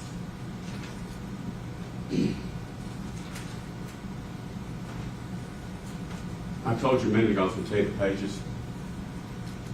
In that big, long jury instruction, each of the 3 defendants, they go through the 7 charges of the lesser included offenses. I would tell you that Justin's charges, where you mark guilty or not guilty, is at page 72, page 75, page 78, page 81, page 84, page 87, and page 90. Page 72 is second-degree murder and the lesser included offenses. Please mark not guilty. Page 75 is aggravated assault. Again, please mark not guilty in the lower left-hand corner. Page 78 is aggravated kidnapping. Same. Page 81, kidnapping with a deadly weapon. Same. 84 is official misconduct. Page 87 is official misconduct refraining from a duty. That has to be about providing medical care. When you read the charge and you've heard all the evidence, that's the only thing it could possibly relate to. Mr. Leffler, you might recall, said he had some struggles with that as well. And then page 90 is official oppression. I want you to pay close attention to the following words, if you will, please. Knowingly, and the definition for knowingly, which remember includes reasonably certain. Knowingly, reasonable certainty, intentionally, unlawfully. These words have meanings within those jury instructions. They're very important. They're very, for lack of a better word, they're very intentional. They're very purposeful. I don't think you're going to find Justin Smith had a purposeful bone in his body to hurt Tyre Nichols or to allow anyone else to hurt Tyre Nichols.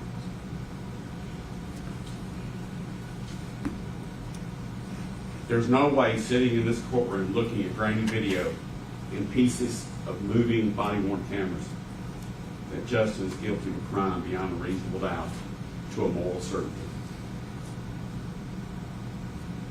Justin's character and his nature from these different witnesses. I ask you just to answer this in your own head. Would Justin hurt a suspect?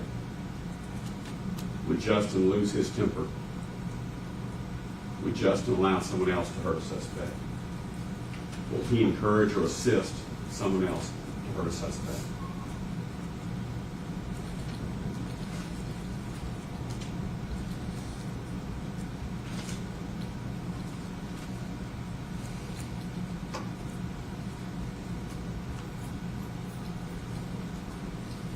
Listen to the audio tape. You'll hear Justin Smith on the radio at least 4 times, squealing, squeaking, begging for more cars, more help. Send more cars. He's still fighting. Send more cars. Justin Smith does this every night of the week. Justin Smith was probably for the first time in 3 years in OCU scared about what was about to happen. But do you call other cops and other witnesses to come over and witness you breaking the law? If Justin was going to break the law and hurt Tyre Nichols or allow someone else to hurt Tyre Nichols, would he call for more witnesses to come over? Well, of course not. That's common sense. Common sense, to me, is reasonable doubt. We've gone through all of Nichols' choices. I won't go through them again. I'm going to go through my witnesses real quick. Curtis Tate. Curtis Tate was the first witness I called. He's the one who said that if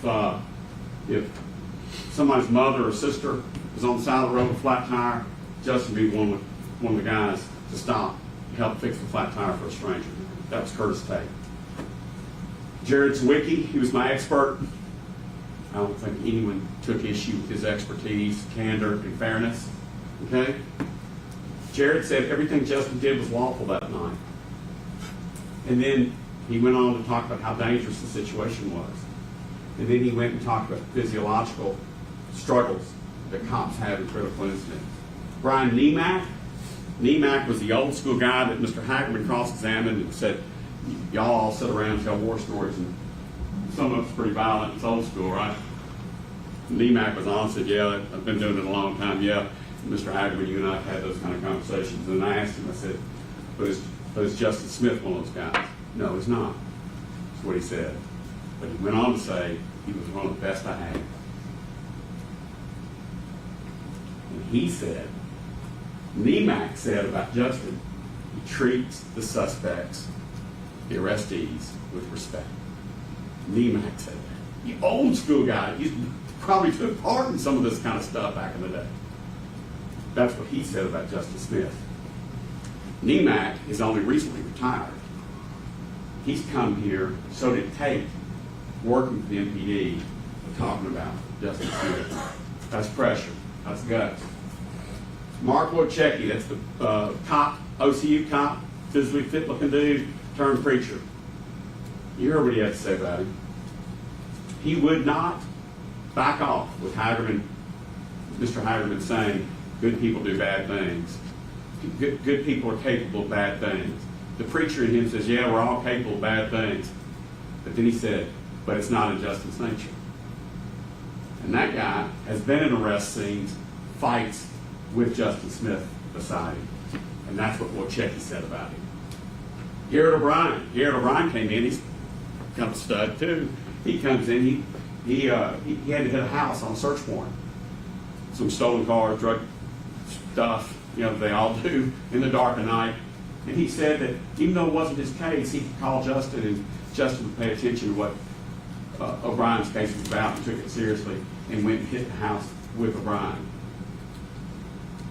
And then when O'Brien was about to take $5,000 that O'Brien thought was supposed to be grabbed by the warrant, Justin reads the warrant and says, that money back.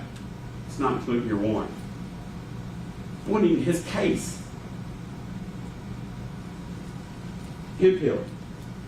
Hemphill called him kind and gentle. And I said, did Justin try to keep you away from the wrong kind of people? Hemphill said, yes, sir.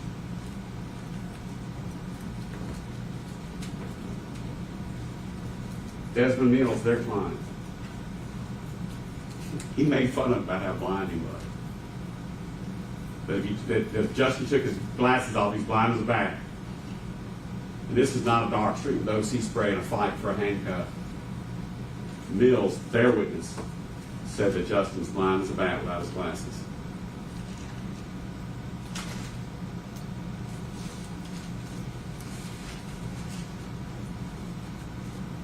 You heard all the audio and video.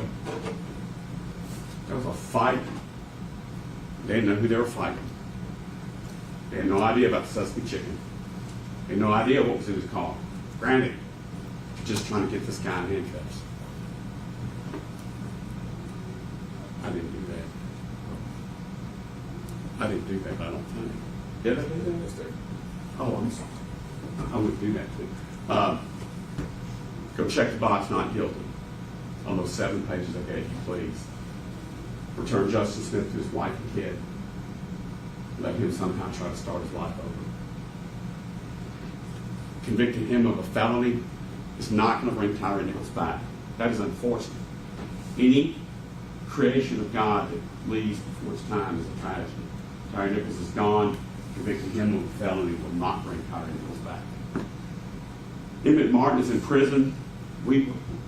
I don't know any of us going to live long enough to ever see Emmett Martin back. Emmett Martin's in prison for what he did. Mills, he's already pled guilty. Do not convict Justin Smith of these felonies, please. Thank you for hearing me. Ladies and gentlemen, as we, of course, somewhat mentioned, within the law, anytime a person is charged with an offense, that particular offense has already built into it lesser included offenses or lesser crimes. When a person is charged with an offense, rather than list off every single offense that is included in the offense, they just are charged with the highest, and then everything within that charge is considered a lesser included offense. The court is the one that has elected which offenses are going to go before the jury for their consideration. This is not something that the attorneys in and of themselves make the decision. Ultimately, the court is going to be the decision maker, and what the law that is presented for your consideration is going to be turned over to you. So I just want to make sure any statements referencing one side or the other as being the person that's requiring this to go before you all, I want you all to understand that I am going to be the one that provides the law to you, as I instructed at the very beginning and will continue to instruct to you. The law comes from the court, and so any instructions that you all have come from the court. All right. Before we begin with the last portion, as we talked about at the very beginning, because the state has the burden in this case, now that the defense has finished their closing arguments, the state will have an opportunity to present a rebuttal argument. Is there anyone that needs a break so we don't have any interruptions during that rebuttal argument? All right, proceed.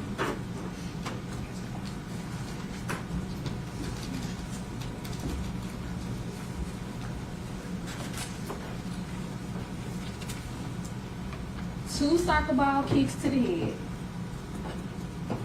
3 baton strikes,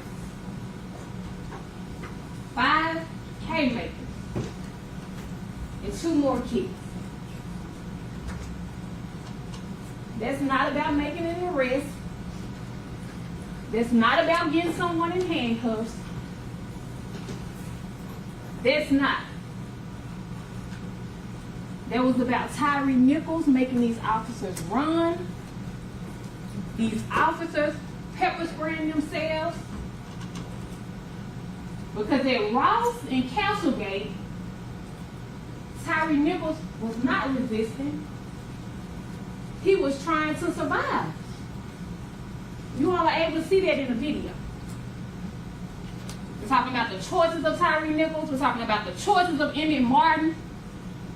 Well, all 3 of those men over there made choices and could have made choices that night. Should have made choices that night. They could have chose to stop it. They could have made a choice to stop it. In fact, they had a duty to intervene. They had a duty to stop it. And not one of them did.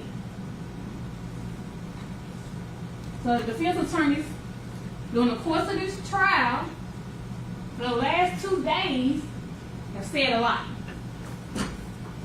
They've said a whole lot. They've thrown a lot of smoke and mirrors, but smoke and mirrors do not equal reasonable doubt. And I told my boss, one of my big boss, that I wasn't going to talk about their smoke and mirrors. I was going to focus on something different. But some of the smoke does need to be cleared up, and some of the mirrors do need to be broken. And like Mr. Zumot, I'm not going to talk about all the smoke and mirrors because it was a lot. but I am gonna hit the highlights, okay? So first, before we can get into anything, we gotta talk about this idea of a tainted investigation. We've heard that for days now. They said TBI and the district attorney's office and the FBI, the Department of Justice, everybody was colluding and working against these men. They will have you believe because TBI got involved and my big boss somehow was driving Hickory Hill, January 7, 2023, saw these officers doing what they were doing and saying, hey, this is going to be a great news story. That's not what happened. In fact, look at the policy, Memphis Police Department's policy. You'll have it with you. In cases where individuals are in custody and are critical or dead at the hands of law enforcement, TBI has to get involved. But that can only come at the request of the district attorney. So who knows about what happened to Tyre Nichols back on January 7, 2023? TBI doesn't. My boss not out riding. Miss Wells has collapsed on her son in the hospital. She's not calling my boss to make the call. Who knows? Who else is a part of this conspiracy? MPD? Is it reasonable to also believe that MPD made the call to my boss? Hey, we got somebody critical at the hospital doing an arrest. TBI comes and clears out their hospital scene. Because that's what Ms. Wells said happened. For those officers who rode in the ambulance with Tyre Nichols, who were still at the hospital at the time he was there, cleared out. And then a tainted investigation. But when TBI gets involved, give them what they want to believe is their best piece of evidence. These mushrooms and these credit cards. That somehow justify Tyre Nichols being beat to death. Mushrooms that were found in the trunk of his car. Mushrooms that you heard Dr. Ross say weren't even in his system. What did he have in his system? Alcohol. Well below the legal limit. I think it was 0.4 grams. I don't know. 0.04. But a tainted investigation. Smoke and mirrors. Let's talk about what this is not. Because we told you back in Chattanooga, this is not about a group of men who met on Flipper Street and said we're going to go out and kill somebody tonight.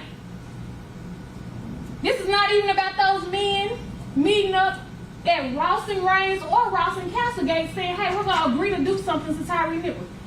If that were the case, it would be a what? First degree murder case. Nobody is saying it. Would it also be a conspiracy case? Nobody is saying it. But what it is a second degree murder case, and it's a criminal responsibility case. And we're going to talk about what that means. And then the gun. Tyre Nichols grabbed Martin's gun, put his hand on his gun. You heard from Mills, later said it might have been my gun belt. All of it requires us to take the word of Emmett Martin. But we know, because we see on the video, 1 minute it's a traffic stop, 1 minute Tyre Nichols got out and took a swing, got him 1 minute. That's whose word we're supposed to take. You rewind the video of the traffic stop back. You tell me if you hear about a gun, but beyond that, if there was a gun, and if they believe that he grabbed the gun, which would justify and increase this situation, as the expert said, if that was the case, who was at when that happened. We got Hempfield, we got Martin, and we got Haley. But guess what? Nobody got on their radio and put out, hey, yeah, pepper spray deployed. Yeah, Taser deployed. Yeah, he's running this way or that way. Nobody got on their radio and said, hey, he went for an officer's gun too. I mean, wouldn't that be information that you want your fellow officers to know? If they're pursuing somebody who you believe is so dangerous, who you believe just overpowered, what was it, 700 some pounds of men? Wouldn't that be information you would want somebody to know if it was true? Smoke and mirrors.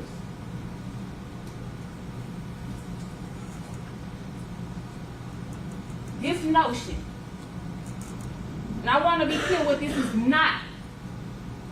This is not an indictment against all police officers. This is not an indictment against police officers who get out, who do their jobs, who put their lives on the line. Nobody is saying it's not a dangerous job. Nobody is saying that it doesn't take bravery. No one is saying it. But because it's a dangerous job, does not mean that you are immune from making criminal decisions. So yes, we can talk about the language police officers use, the actions police officers use. Me and Mr. Hagman can agree to disagree about the verbal judo. And they snatching them out the car. I'm gonna blow your ass off. When they have them on the ground, I'm about to break your shit. We can agree to disagree. Okay, tough job, rough language, cool. Nobody is being charged for that. They have him on the ground. He's hurt now. Guns drawn. You about to get your ass blowed off. He's hurt. We about to break your shit. He's hurt. Pepper spray him. He's hurt. He, being Tyre Nichols, has hurt. Take him. Well, what's next? What's next? Wait on him to pull the gun back out. He takes off running. Tyre Nichols should have just stayed there. He shouldn't have resisted. He shouldn't have ran. Okay, but he did. He ran. And at Ralston Castlegate, he's tackled to the ground by Tadarius Beans. Nobody is saying Tadarius Beans should not have tackled Tyre Nichols. He's not being charged for this. None of these officers are being charged for this.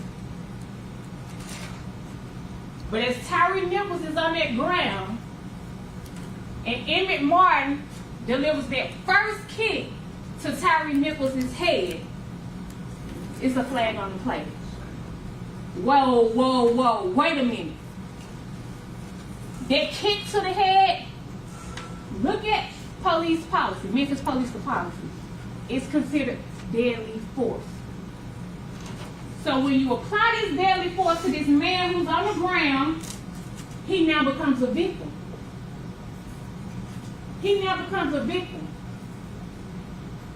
But nobody intervenes. There's more kicks. There's more kicks. There's more punches. There's more punches. There's more kicks. That's why we're here. That's why we're here. I believe it was Mr. Perry who talked about split-second decisions. A split-second decision will be somebody running through a red light, making the decision, should I beat it, should I not, should I beat it, should I not, trying to beat it and having a car accident. That wasn't this case. Tyre Nichols was beaten for 2 minutes. From first kick to last kick. For 2 minutes. And in between that time, each one of these officers sitting in this courtroom could have done something. Each one of these officers could have said something. This was not a split-second decision. Smoke and mirrors.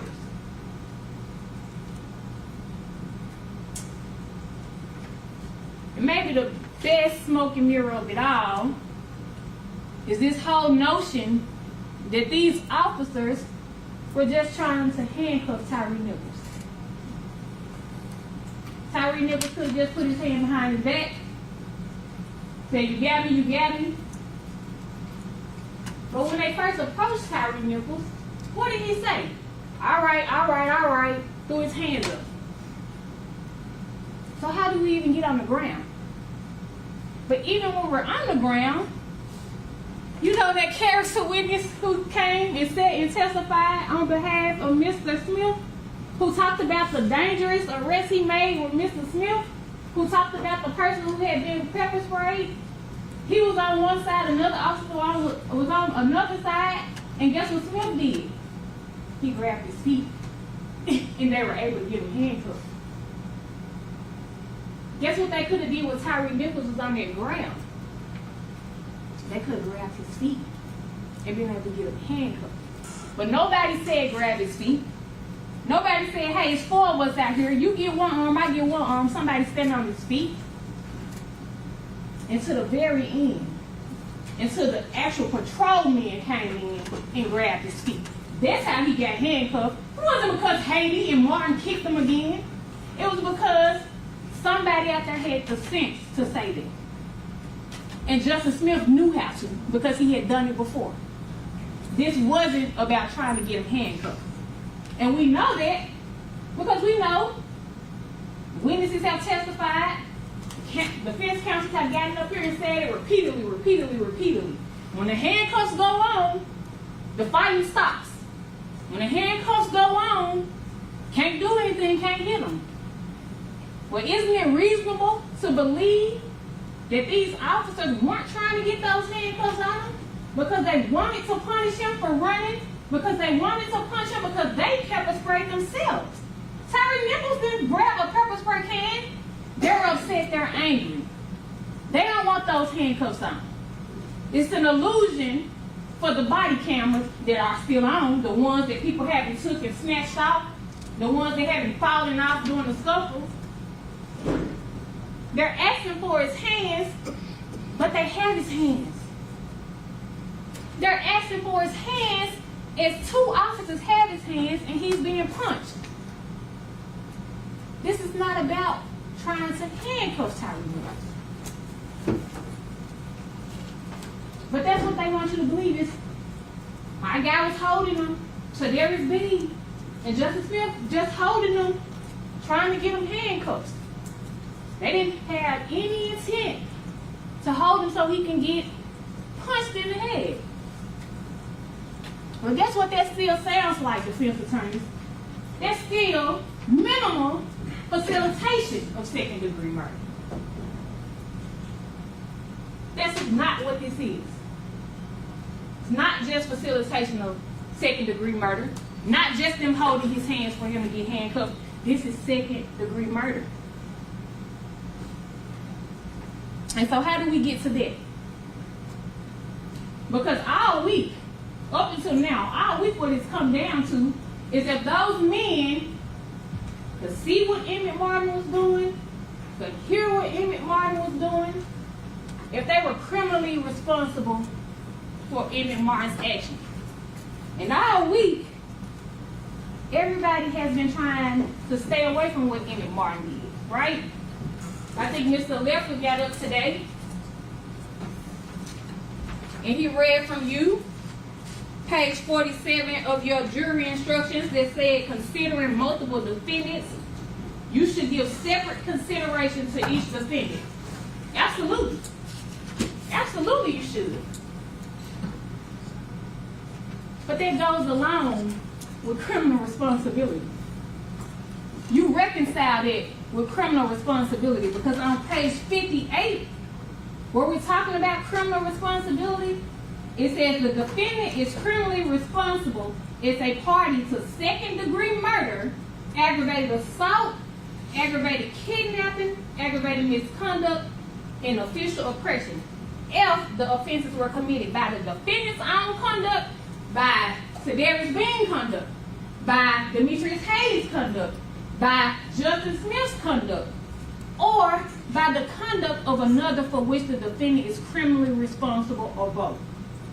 So we don't get to just throw away Emmett Martin. We don't get to just throw away Emmett Martin. Yes, we evaluate them separately. That means evaluate if Tadarius Bean was criminally responsible for Emmett Martin and everybody else out there. That means evaluate if Demetrius Haley was criminally responsible for everybody else out there, so along with Justice Smith. And if they were criminally responsible for each other, then they can be found guilty of second-degree murder. So the question is, and the question has been all along, if they see what happened and not intervene, one way we need criminal responsibility, not intervening.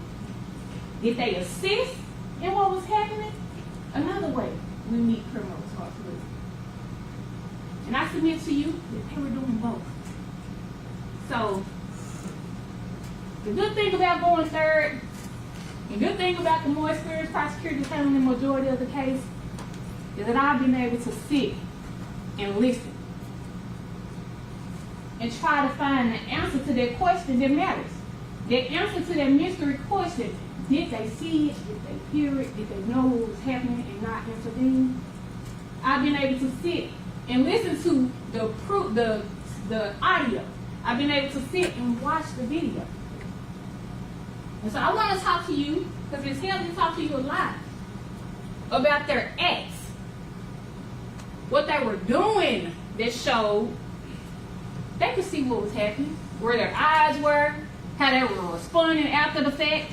Mind you, Tadarius Bean, Justice Smith, they didn't go dump water on their face. They weren't coughing like Kemp Hill. But that's just the things that they were doing. What about the things they said? What about the things that they said? Let's take a look at it. And as we take a look at all the things they said, I want to remind you of this language in the criminal responsibility instructions. The encouragement of the principal offender is enough. Let's start with Demetrius Haley. Mr. Leffler talked about how Demetrius Haley fell back at Ross and Raines, where majority of the kicks and majority of the punches were happening to Tyre Nichols. Sure, he was. But the problem is, by the time he got to Ross and Castlegate, Emmett Martin had already kicked Tyre Nichols for the last time, and he was done kicking. Go back and watch the video. Emmett Martin was done with the soccer ball kicks. But because Demetrius Haley runs in and says, beat that man's ass, what they want you to believe is the same type of verbal judo, or whatever it's called, that he was using on the first scene. He's not responsible for his kick, and he's not responsible for Emmett Martin's kick when he was done kicking. That reasonable? Is that reasonable? The problem, Mr. Leffler, is that on the first scene, when Haley was using that verbal judo, nobody blew Tyre Nichols' ass off. On that first scene, when he was using verbal judo, nobody broke Tyre Nichols' shit. But here, Ross and Castlegate, when he jumps out that car, when those men are already over Tyre Nichols and says, beat that man's ass, he kicks him himself. He not just kick him, he looks for the spot where he wants to kick him. And I know the defense wants you to believe he kicked him in the shoulder, but you watch the video. You tell me if it was the shoulder or he kicked him higher up in his face and neck area. But it's not about Haley's kick alone. Because once he kicks him, guess who starts back kicking him?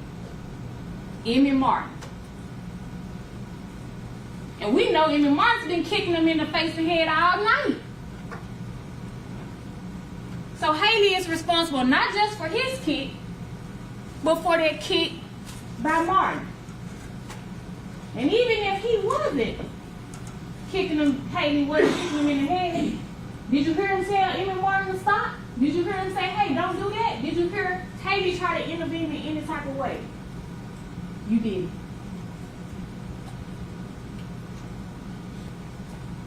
What about Tadarius Bean? Mr. Perry told you, and I would agree, the state agrees. Tadarius Bean is a man of few words, doesn't say a lot. You'll watch those videos, you will see a lot of other officers are saying a lot more. Tadarius Bean hardly says anything out there on the scene. But the one thing that he does say lets you know he saw what was going on. He was aware of what was going on. Emmett Martin is talking about those haymakers he was giving Tyre Nichols. Talking about how he was rocking Tyre Nichols. And what does Tadarius Bean say? He was eating them hoes. Talking about the licks. Desmond Mills told us that. He was talking about the licks that Emmett Martin was throwing and that Tyre Nichols was eating or taking. I'm going to play this video.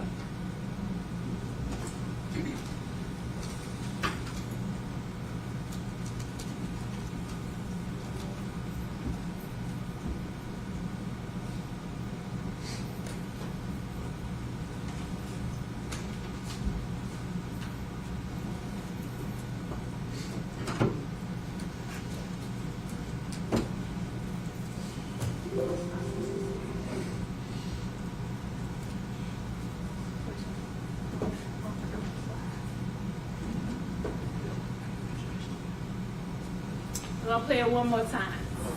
Man, I don't think that was crazy. Come on, man. I'm rocking him though. He was rocking him, but see you out there. You eating, but you know what? Man, I don't think that was crazy. Come on, man. I'm rocking him though. He was rocking him, but see you out there. You eating, but you know what?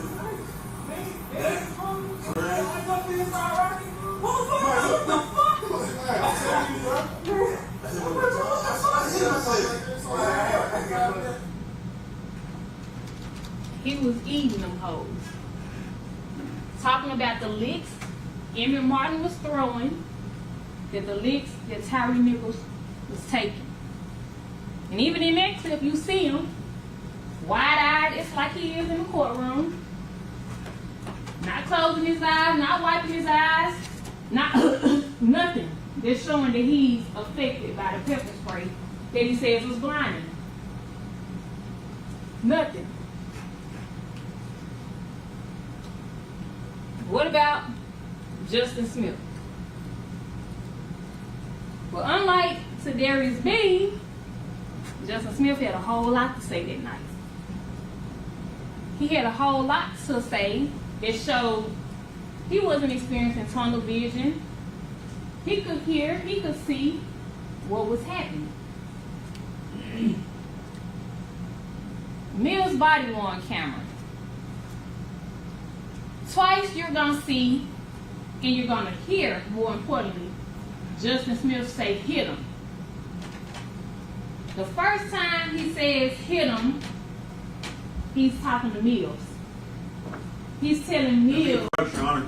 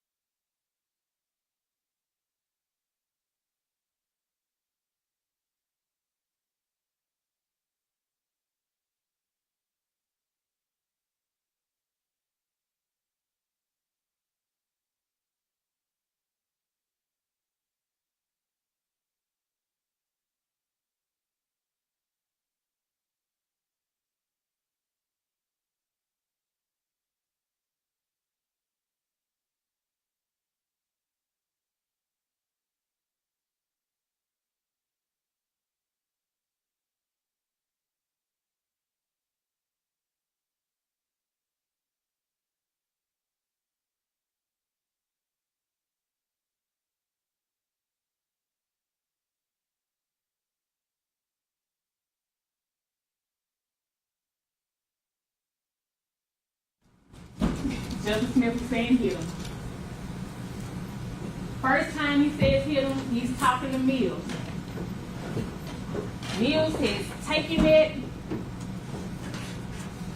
baton out. Tyre Nichols, because you can hear it on the ground, is trying to get up off the ground.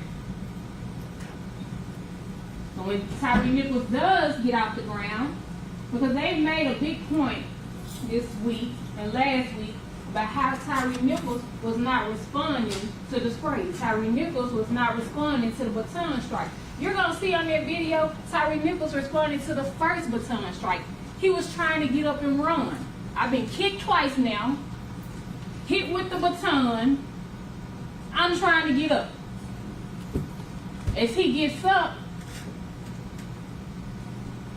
Bean having one arm, Smith having one arm, Smith says hit him again. And this time, you're going to see Emmett Martin hit him right after. He's talking to Emmett Martin. You got to get your motherfucking ass. Watch out. I'm gonna try the fuck out. Get your fucking ass. Watch out. Watch out. Get the ass. Get the ass. Get the ass. Watch it. Watch it. Get your fucking ass.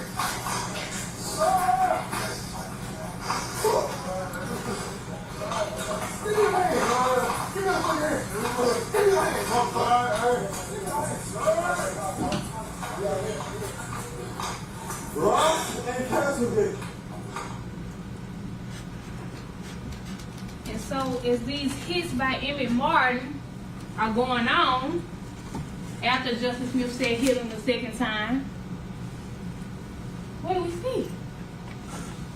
The direction that all these men are looking. Nobody's looking down. Nobody's looking off. You see Emmett Martin to the far right. You see Tadarius Bean with the hook, with the Scully. You see Justin Smith with the shoes. Tyre Nichols looking forward, leaning forward from those hits. Tadarius Bean, Justin Smith, all looking in the same direction. They were hearing those hits. They were seeing those hits.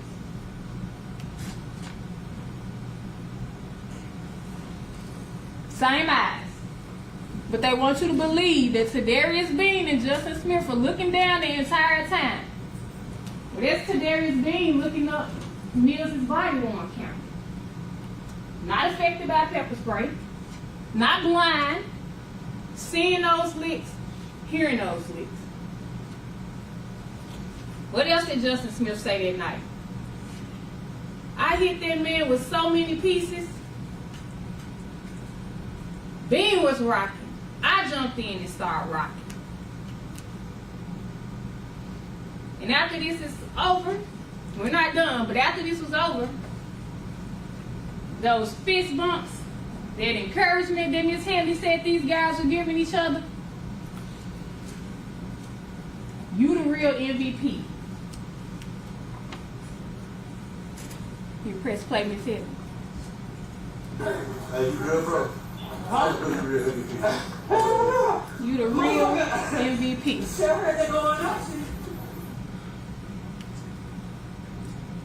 Now this one,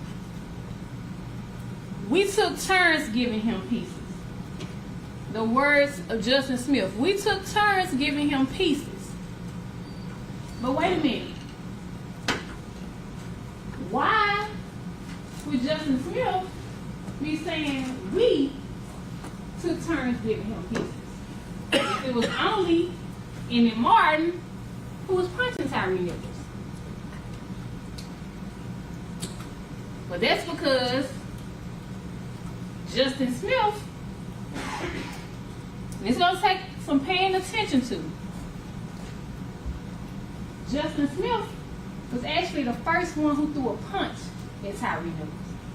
Before Emmett Martin landed those haymakers, Justin Smith was the first one who threw a punch at Tyre Nichols. It wasn't a haymaker, but a baby haymaker, if you will. He was the first one.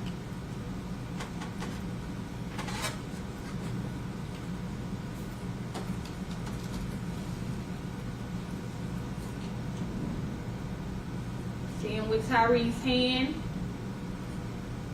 Watch their hand right there. And Mr. Perry had it on his diagram yesterday.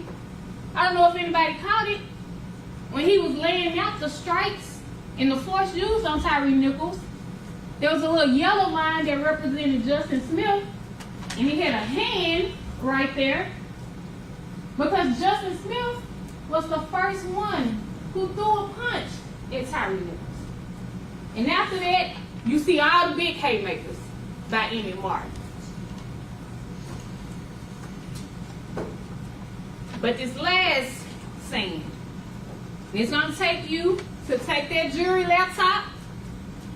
And it's going to take you to plug those speakers up to that jury laptop. And it's going to take you to listen closely. Because this audio was captured on their body cam. And it was captured after Emmett Martin was going around telling everybody to take their body cameras off. Some of those body cameras on the cars, squad cars, Justin Smith's body cam in his police squad car. So you weren't supposed to hear this. But if you listen, Justin Smith says, I seen Martin, whop, whop, whop, and I said, just fall. Now we're going to come back and talk about this when you all finish listening.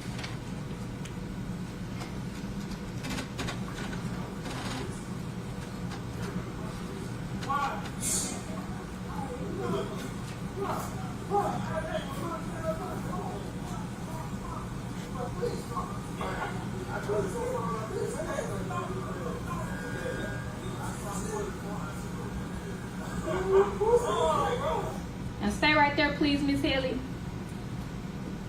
That squeaky voice that we heard, that squeaky voice that Neil said Justin Smith has, says, Martin got up and said, wait a minute. Whop, whop, whop, as he's describing the hits by Emmett Martin. And then what did he say? I said, please fall. Who does he want to fall? Tyre Nichols, because he sees him being hit. He hears the whop, whop, whop. Then he goes on to say, it sounded like thud, thud, thud. The licks. He can hear what's going on. But afterwards, there was something else that was said. It's critical to this case. And when you back there in the jury room with better acoustics and you hook that speaker up, you're going to hear Emmett Martin talk about those licks. I thought he was going to fall.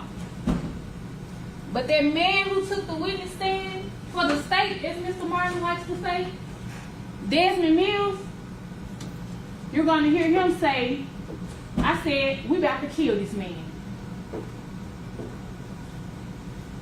So why would Mills, who hasn't thrown a punch, who hasn't kicked a kick, why would he say, we about to kill this man? After all the deadly force used against Tyre Nichols, this police officer, who understands or should understand criminal responsibility, he doesn't say Emmett Martin is about to kill this man. He doesn't say Haley is about to kill this man. He doesn't say Justin Smith, we're all out here together, we're all in this together, we about to kill this man. Play it one more time, Miss Haley.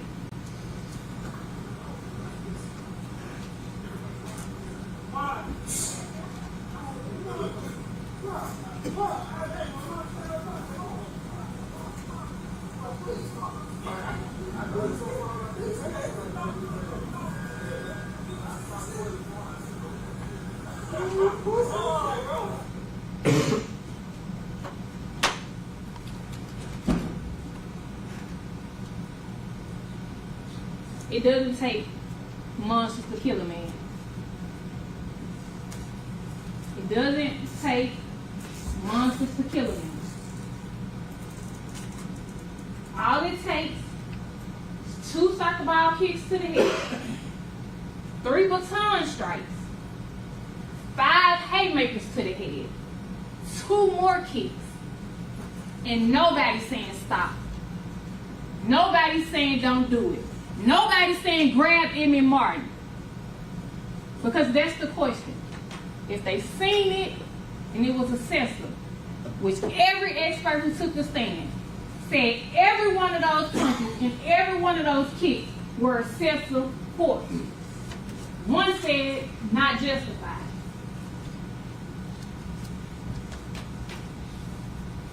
If they seen it,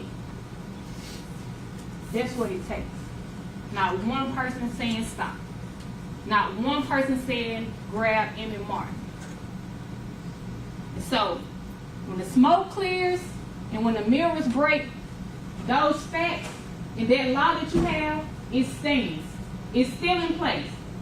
And when we were back in Chattanooga, I went last then, and I stood up, and I said, you all had one job to do when you got here to Memphis. You all had one job to do when you got to this dangerous city. You all got one job while you're here.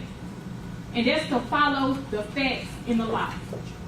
To follow the facts in the law. Those are the facts. You have the law. And if you follow the facts in the law, your mind can rest easy, beyond a reasonable doubt. Enough to let the mind rest easy. If you follow the facts in the law, your mind can rest easy that there sits 3 men who are criminally responsible for the murder, the aggravated kidnapping, and the aggravated assault of Tyre Nichols, as well as official misconduct and official oppression. Find them all guilty as charged of every charge. Thank you.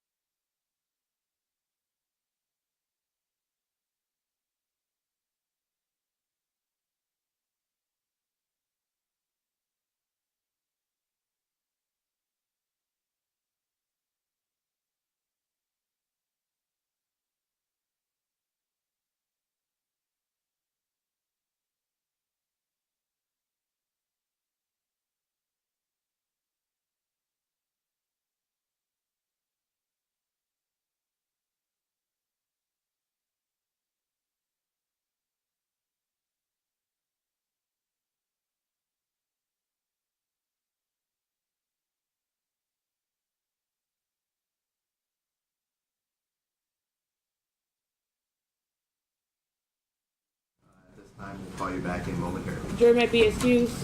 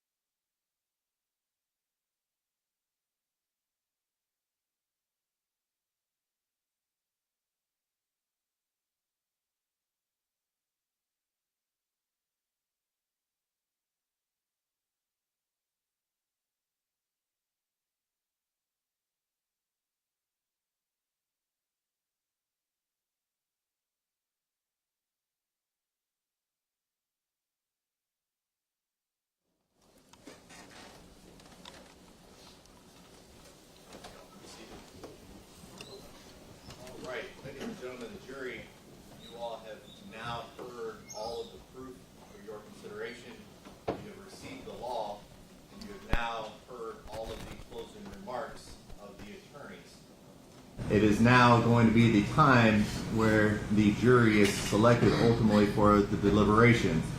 But before we do that, there are some instructions that I want to make sure that you all understand.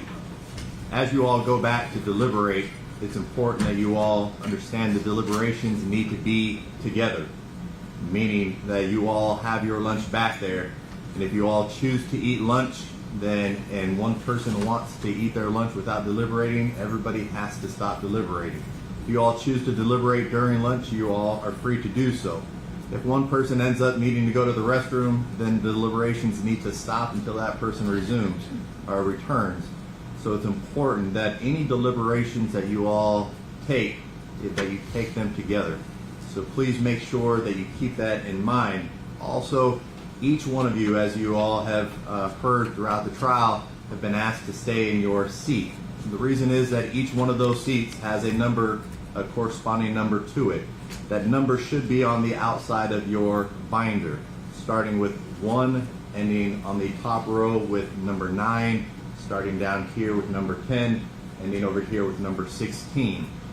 Each one has a corresponding number in our wheel over here, and we ultimately are going to pick the 2 remaining alternates. Please understand that if you are an alternate, or whether you're an alternate or not, we appreciate so much your time and attention through this trial. This is the unfortunate part where this part of the trial will end for 2 of the alternates. We will pick those alternates and announce those numbers, and then we will ask those 2 jurors to step out and follow Deputy Drury. All right, juror number 14 and juror number 10. All right, you all can step out and follow.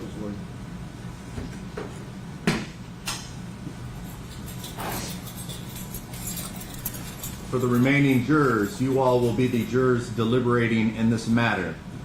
Inside this right here is the jacket. This has the final copy of the jury instructions. These are the same jury instructions that you all received.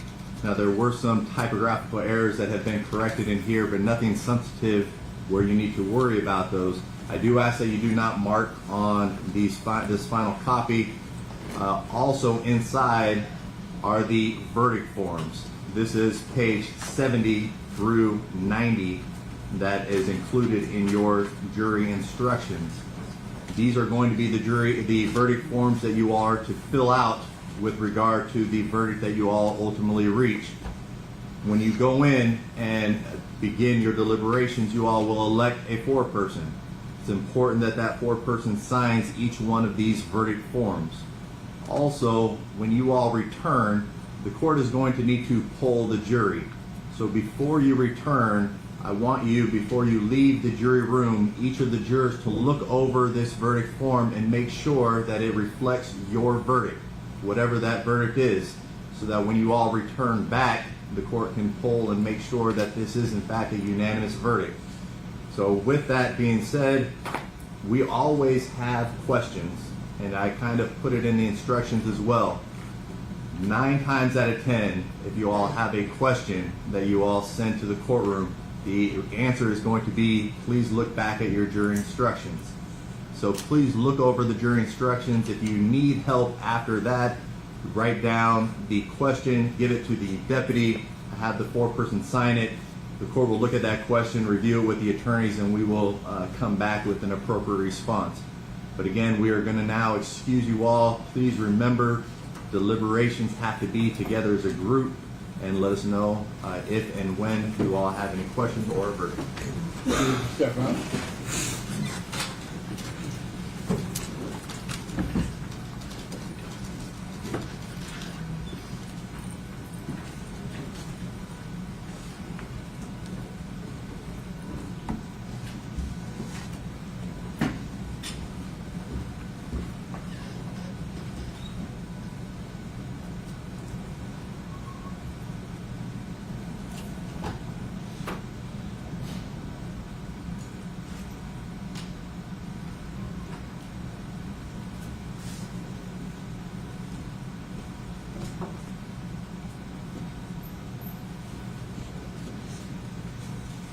All right, ladies and gentlemen, the jury is now out of the courtroom. We are going to go ahead and stand in recess. Now that the jury has deliberations, we have your numbers, and we will reach out if there's any questions or. Thank you. Stand in recess. Recess.